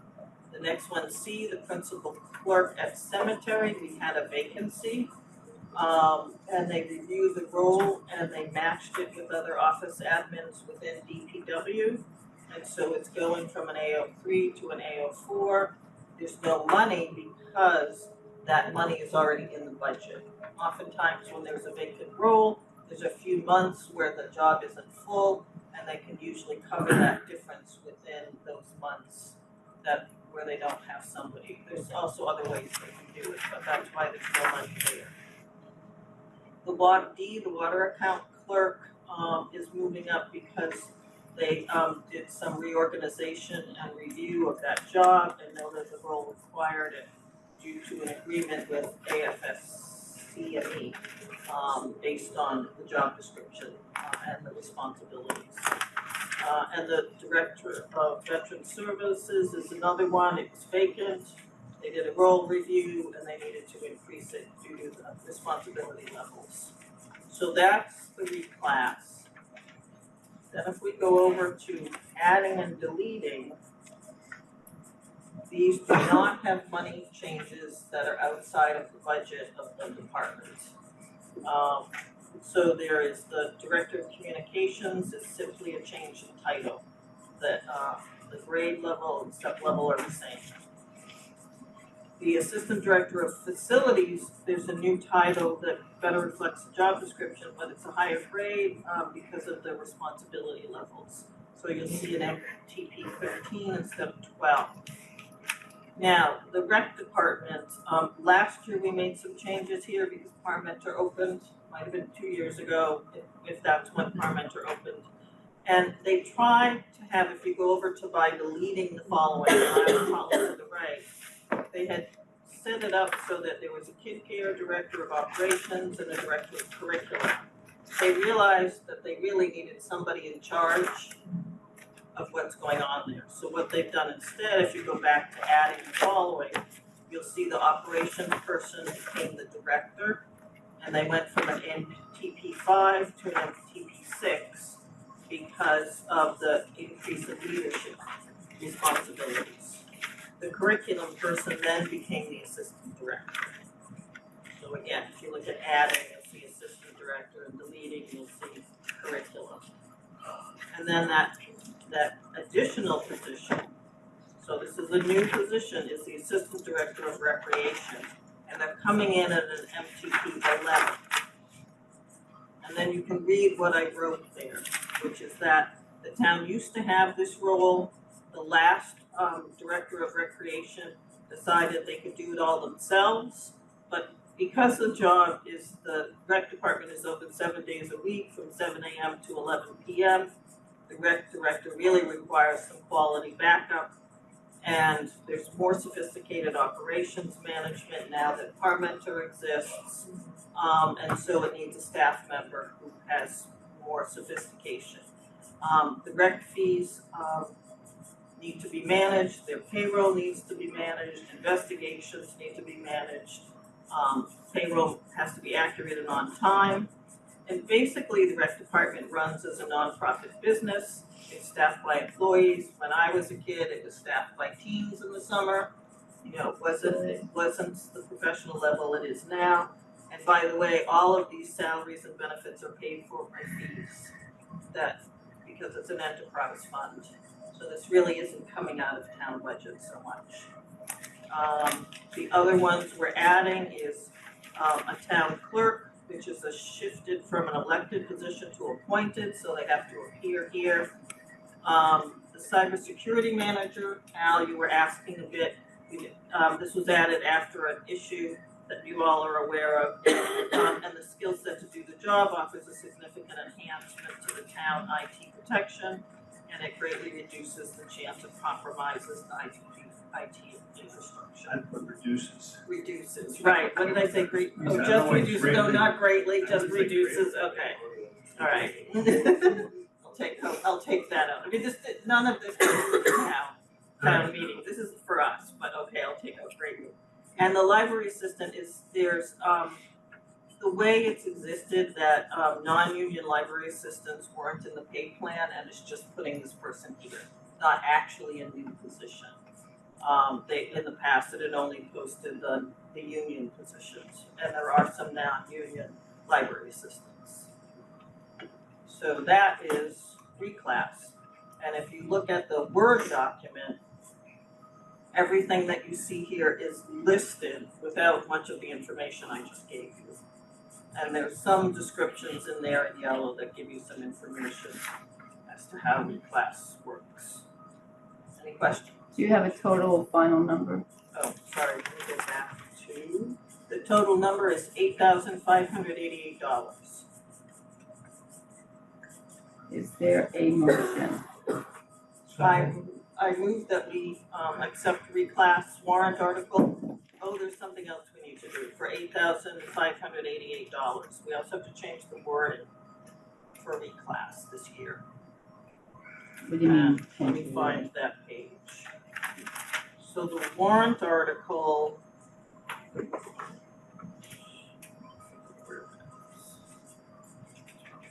The warrant article states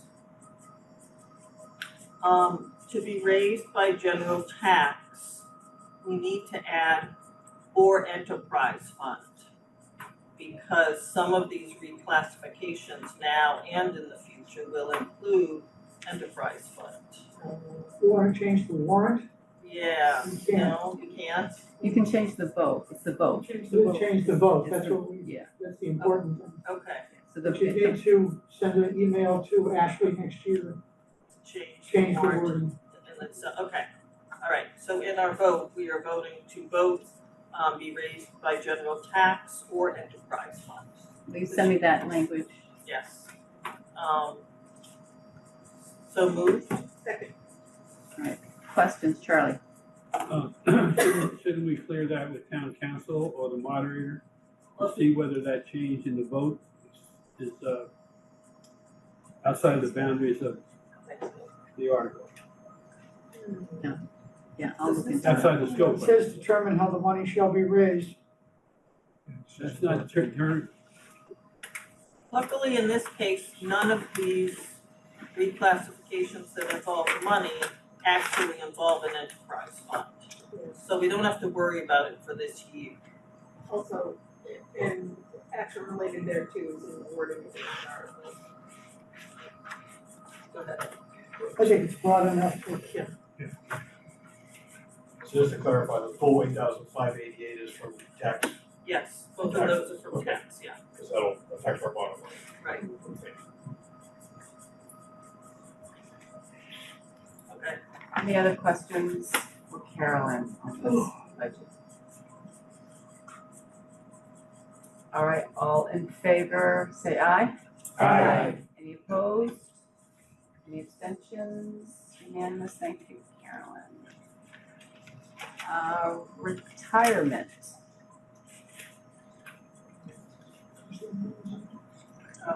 Guess that's me.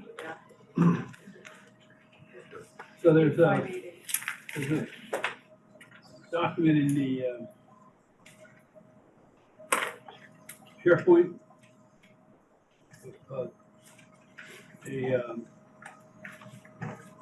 presentation, maybe we can put on the screen.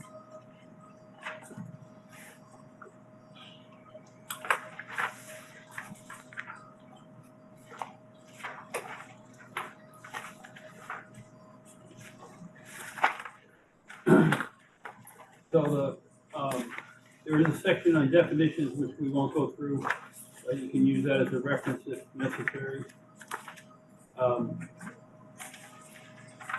The fourth page in just describes so let me take a step back.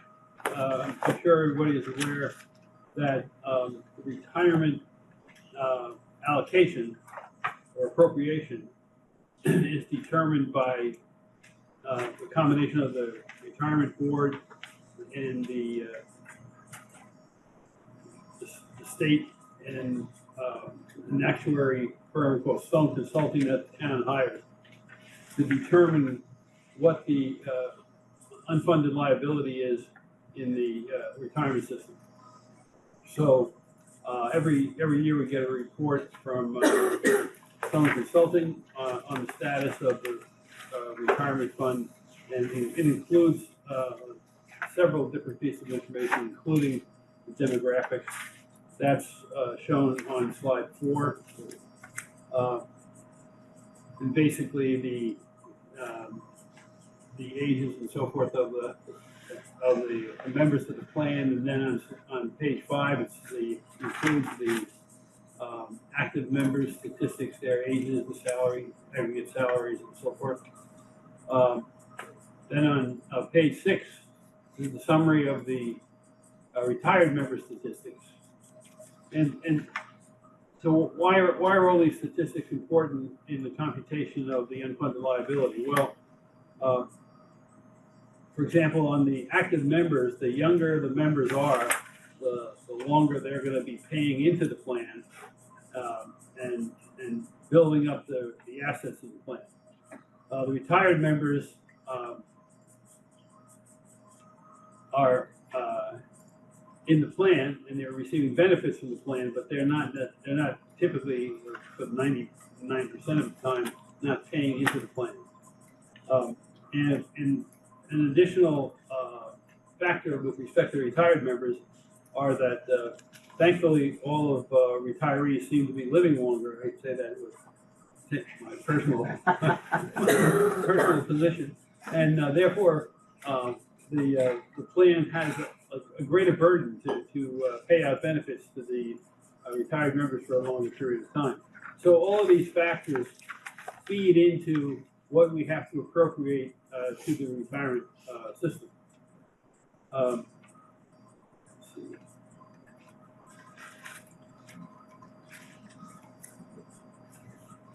So on page 7 is a summary. So the state management, the state manages the retirement funds. Many years ago, about a decade ago or more, the town retirement board managed these funds. By managed, I mean they hired different investment firms to invest this money in and grow it, and then they would take out what was appropriate, what was needed for the to fund the retirees. And that changed about 11 or 12 years ago with the help of the Finance Committee, and it was moved to the what's called the PRIT, the Personnel Retirement Income Trust of the state. And on slide number 7 is a summary of the current performance of the PRIT fund. And the section there that's sort of outlined in blue is the 1 year performance of the fund, which in this case is about 12 point something percent, 12.9%. So that's a pretty good performance level, and that it shows here what the performance has been over different periods of time of the fund. On the next slide,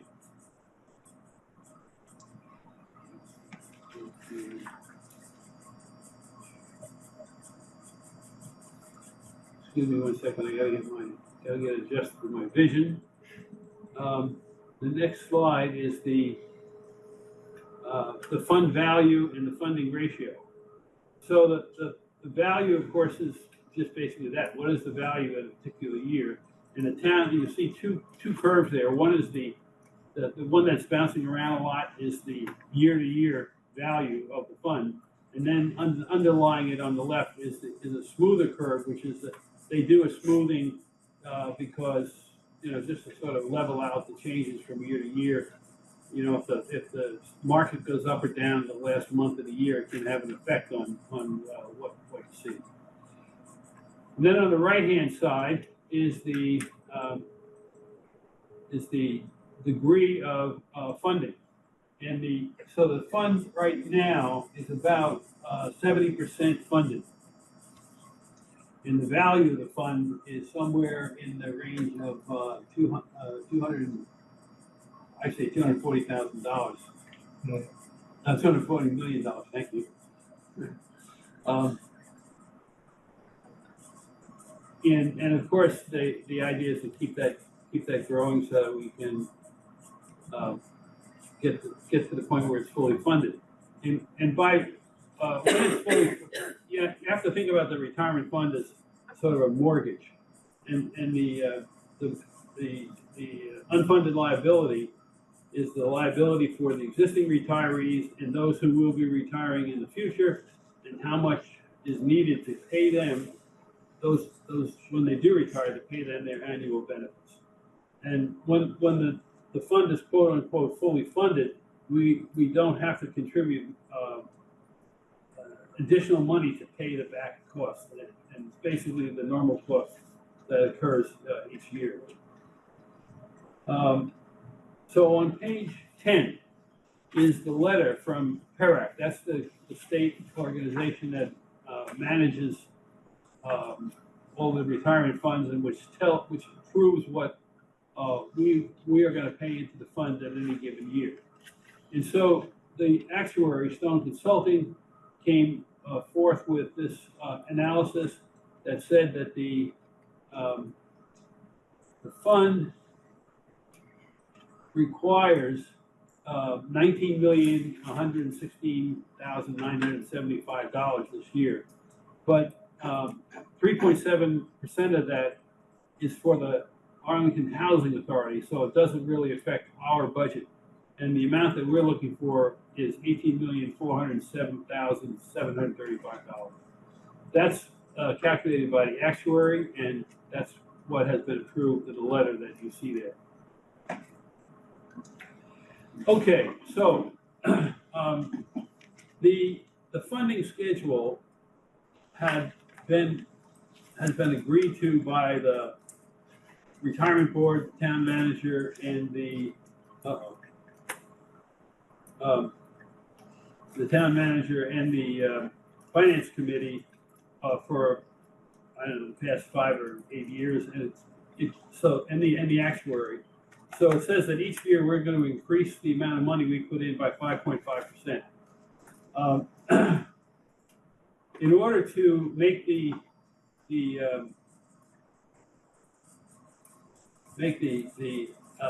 upcoming override, I'm trying to say this politely, more palatable as a political solution, the town and the retirement board have agreed to reduce the incremental growth of the fund to 5% a year rather than 5.5% a year if the override is passed. And that's what, there's a letter here on slide, page number 11, between town manager Jim Feeney and the Kenneth Hughes, the chairman of the Arlington Contributory Retirement Board. And the new schedule is documented on the right-hand side. So on slide 12, page 12, the two different payment schedules until the retirement fund is fully funded in fiscal year 34 are shown, the 5.5% schedule and the 5% schedule. So I'm gonna have to look at the screen out there. And the 5% schedule are, oh, thanks. My battery just died. So they're shown 5.5% growth and 5% growth. And basically, this shift is costing the town $278,000. That's where it's headed over the 5 years. It means that in fiscal year 33, the town has to sort of pay $500,000 more in than it would have otherwise paid. And that's been decided to be a politically expedient solution. Let's see.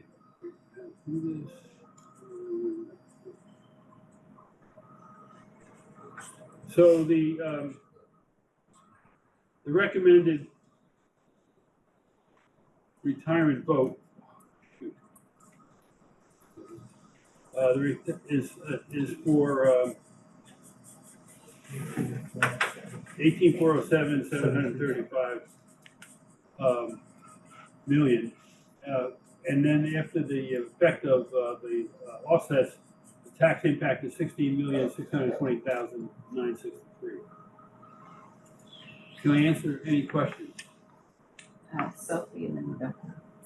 I don't remember if it was in one of our meetings with the town manager in front of the whole committee or in our budgets, but there was discussion at some point about fully funded really being like 110% or more because of costs going up. So in your chart, are you assuming just 100% is fully funded, or are you really considering the going recommendation I'm looking of 110? at the number that the actuary says is going to be fully funded, and if the actuary says it's 110%, it's 110%.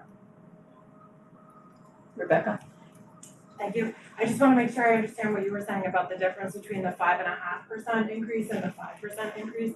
So is it correct then you're saying that we would become fully funded at the same date, but the payment, the 1 year payment will be larger? 1 year payment has to be larger by about $500,000. But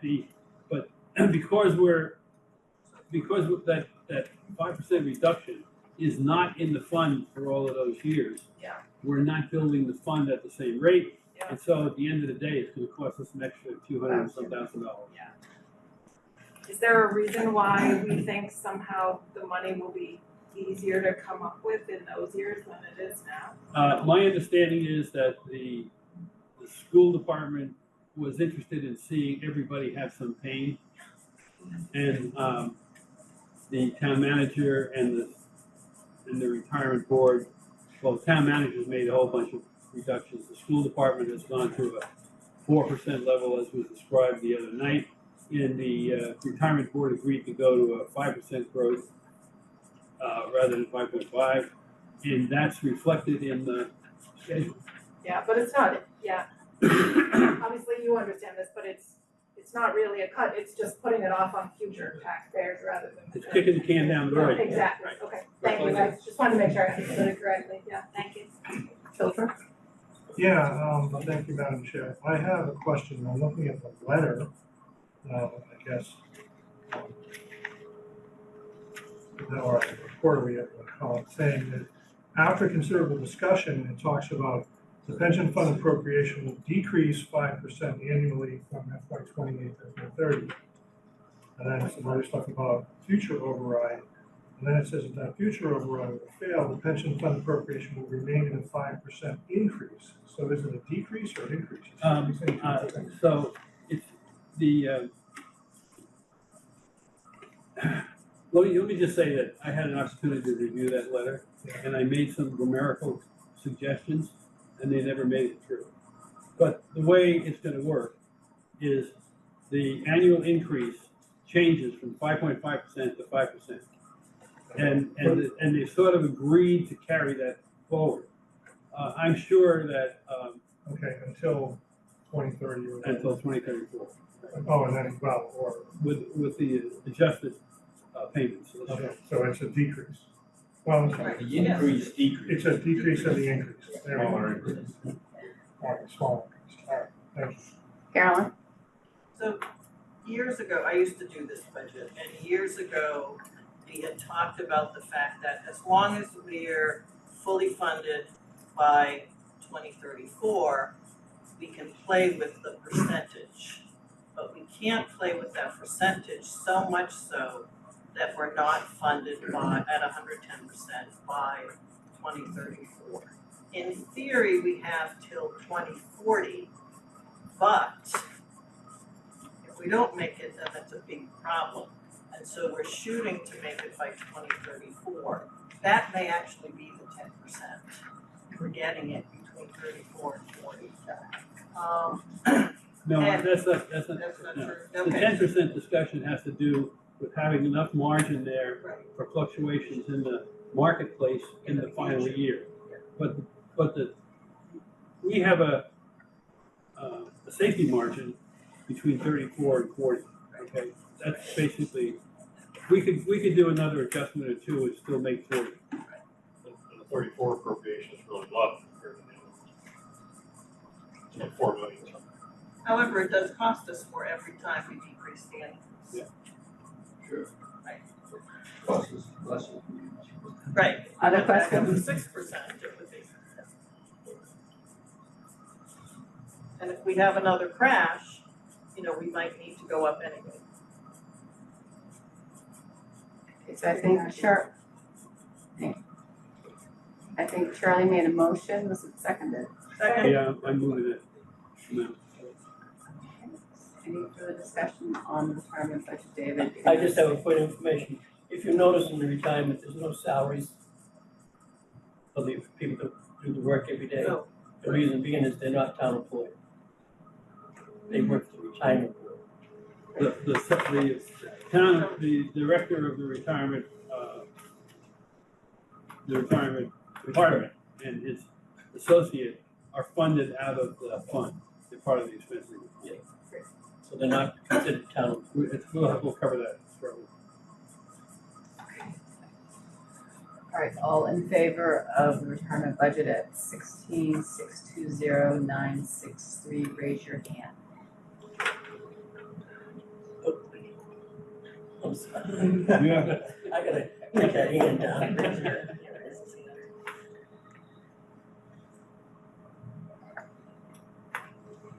50. Any opposed? And one abstention. Thank you. Okay, so moving on here, on OPEB. So OPEB is the other post-employment benefits. And basically, through a whole series of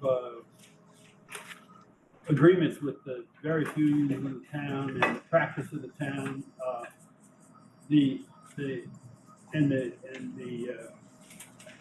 history of the town. The town pays the health insurance costs of retirees. This is for the town retirees, not for the school retirees. Did I say that right? Not for the teachers. Not for the teachers. No, I think it's, no. No, the teachers are not in the retirement plan. Right. The teachers, I'm sorry, let me correct myself. The teachers' health insurance is in the plan, but the retirement costs are in a separate plan. Yeah. So in any event, the town has these costs. When we get to the health insurance costs, we'll see that they're growing at sort of quite a jump. In the negotiations several years ago, the town agreed that, or actually, first of all, in a algorithm determined by Chairman Tossi many years ago, the town, we had two retirement funds.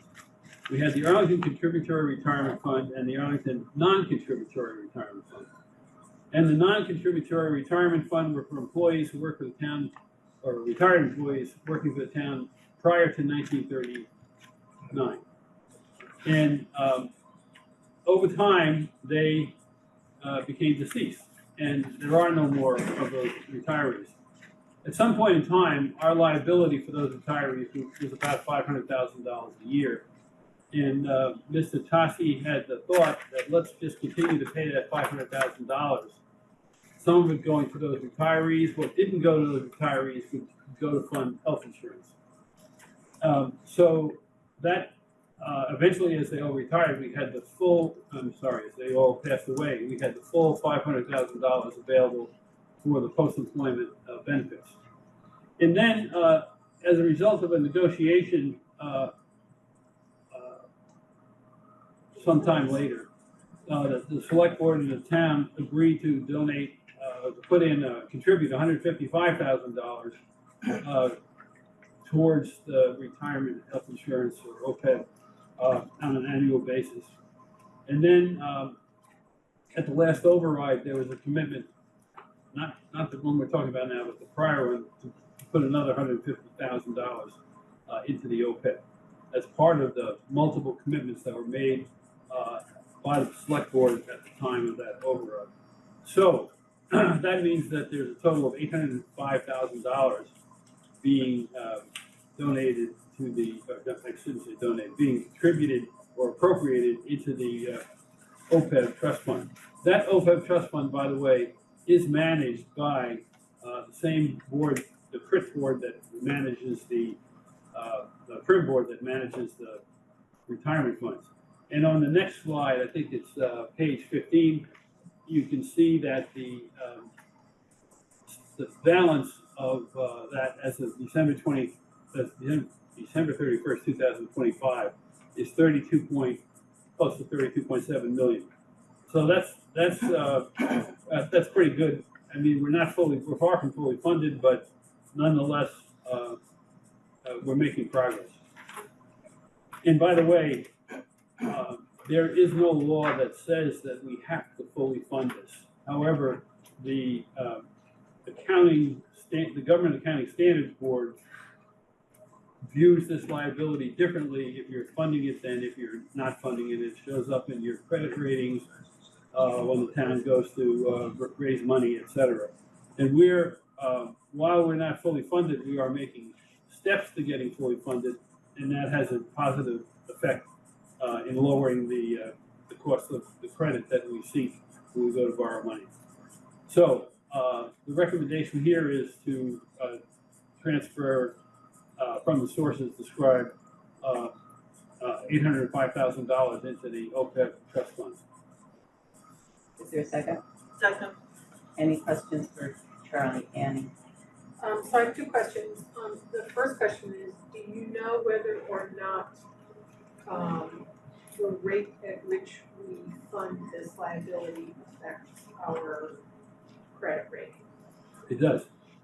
So if we were at some point in the future to accelerate the rate at which we funded it, it would have a positive effect on our credit rating? We're already at Positive in the sense that it reduces the credit cost, yes. But not on our bond rating. Well, the bond rating and credit rating to me are the same. All right. And then But I can't tell you what that, I can't quantify what that effect is. okay. Is there someone we can ask about that at some future date? Well, you have to ask each time you go out to get money. Okay. But let me just say that if you're not contributing, there's an easy explanation of the boundary conditions. So if you're not funding it at all, Right. okay, then you discount the liability at the town's cost of money, Right. which is about 2%, which means you're not discounting it at all, and it's a very serious liability. On the other hand, if you're on a funding program that would get you fully funded by a certain date, then you can discount at the market rate of money, which is, the stock market, let's say, 8% a year, 7% a year. So that reduces the liability on your balance sheet by a substantial amount. At any time when you go out to raise money, it's in between there, and I don't know how to come up with it. Okay. All right. So our funding rate affects. Yeah, and we are viewed by our auditors and by the market, as good guys. Right. I can't tell you how good. But just to clarify my understanding, so there's funding it all, and then there's how much you're funding. Right. And funding it all has a positive effect, increase that positive effect if you're funding at a faster rate. But we don't know how much. That's right. And there's no law that says how much. No, I know. So it's not. Believe me on that. Yeah. And then I have another question, which is, do you know, or do we know how to find out how other cities and towns in Massachusetts are doing on this? I mean, I know Wellesley, I think, is fully funded. I don't know about their OPEB, but they are fully funded on their retirement. Yeah. It's not their OPEB. Dean. Because the state started tracking it, or they started asking all the municipalities for the So information. it's somewhere on the state website? I have it right here. Probably. Send me the link, Dean. You don't need to bore everybody else. No, that's why I don't want it. Topher? Thank you. So I'm noticing just on the chart here at page 16, the total liability though is decreasing year to year. Not just the net, but the total. So it looks like the target is getting smaller. Is that right? I mean, are we having less of the healthcare liability as we go along?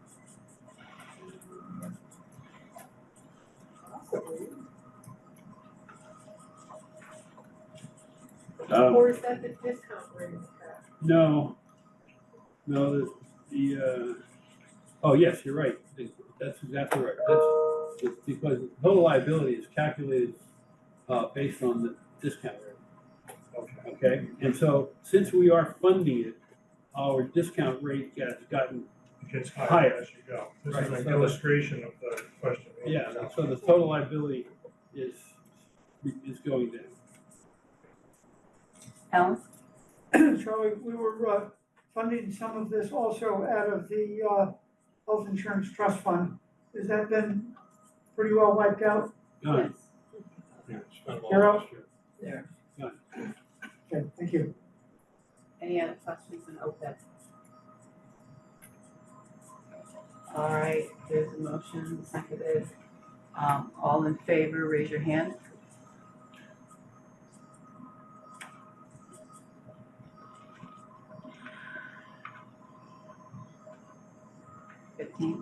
Again, any opposed?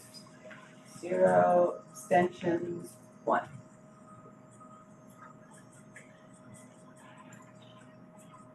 Is that it, Charlie? For retirement? Actually, there's There's one more, yeah,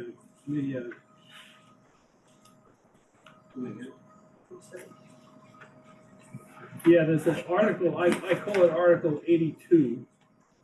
And it's, so it's basically an article that we approve every year.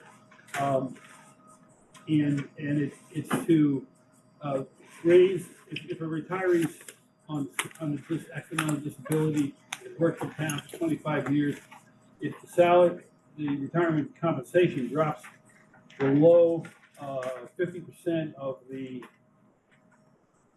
compensation paid for the active position, the compensation will get increased for the retiree by some amount. And it normally has an impact of about $25,000 to $50,000.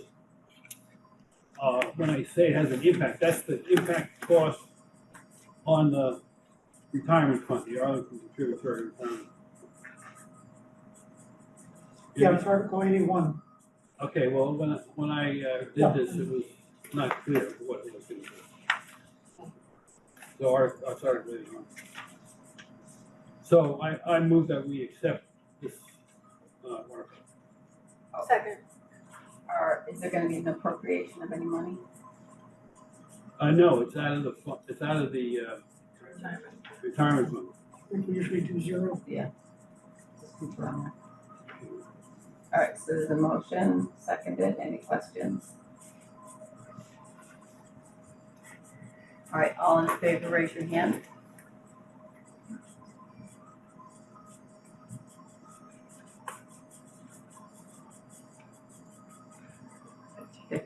Opposed, none, and abstentions, 1. Thank you, Charlie. We will do the comptroller's budget on Monday, along with. That will be Carolyn doing it. Okay, unless Mike goes back, that'll be me. And then the facilities, hopefully. Is there another slide here? Research. Is that the end Yeah. of the presentation? No. And there's some stuff on the contributory. Yeah, there's one more. expenses. Oh, yeah, okay. Oh, that's right, that's this sheet. So there is in there, if I can just finish this, a summary of the expenses, and the committee reviewed those expenses, and they're going up at 3% a year. But overall, there's no, they're doing fine. Let's just leave it there. That includes a whole bunch of things that they have to spend money on, including the actuary. Yeah, that's the slide, which I can't quite get to here. Let me return this. Chuck, is this your computer? Yes. Thank you very much. All right, let's do minutes. The 4 minutes we have left, let's do the minutes of February 18th. I move approval of the minutes of February 18th. Second. Okay, does anyone have any revisions or changes to the minutes that Micaiah sent around? I'd just like to compliment Micaiah. It's a very complicated discussion. I thought the recording was very well done. Thank you.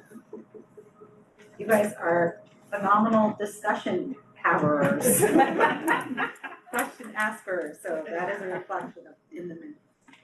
All right, there's been a motion, it's been seconded, all in favor, say aye. Aye. Any opposed?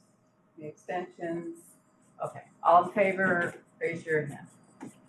1, 2, 3, 4, 5, 6, 7, 8, 9, 14. All opposed? And abstentions? 2. All right, so the minutes have been approved. I just want to quickly talk about some scheduling. So we'll have comptroller's budget on Monday, facilities hopefully on Monday, treasurer and postage, will we have those on Monday? Anybody else with a budget that might be ready on Monday? Who has budgets ready on next Wednesday? IT? Anybody else? Very good. Okay, great, fabulous. Carolyn? We are just concerned that health insurance may not be ready by March 28th.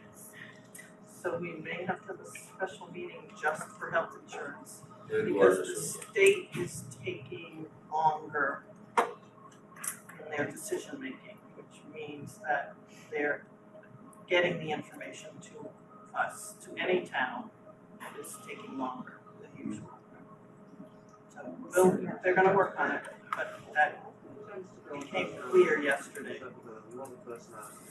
or Monday. Can you mute, please? All right, so we'll have a bunch of budgets on Monday.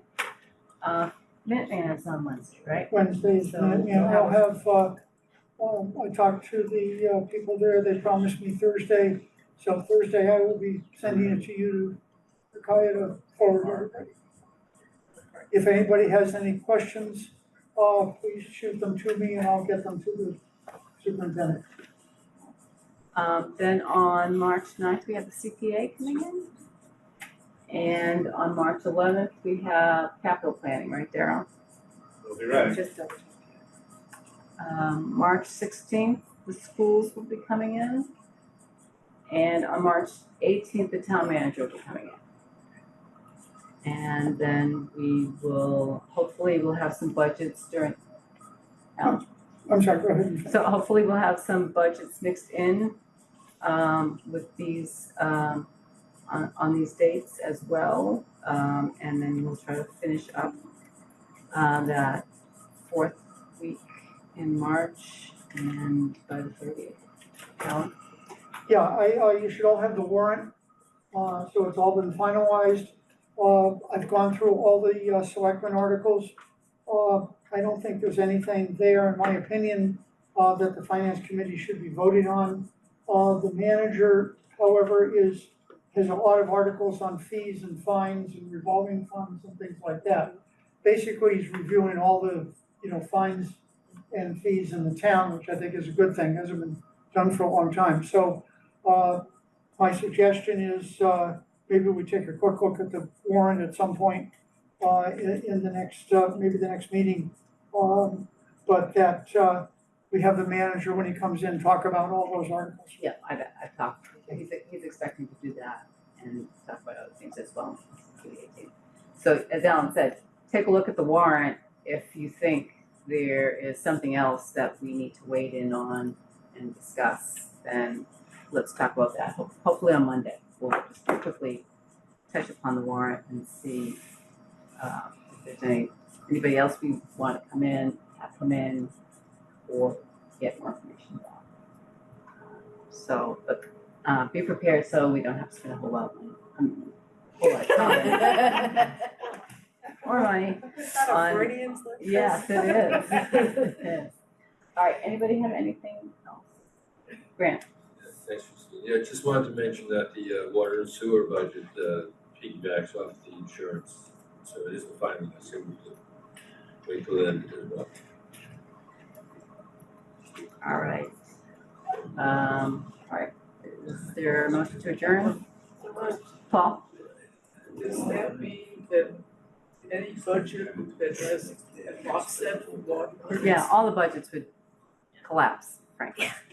So that's why I'm really paying up. But They're the just saying override will that's force us to bothering redo me. it all anyway. Yeah. All right, is there a motion to adjourn? All in favor, say aye. Aye. Very good. So if I.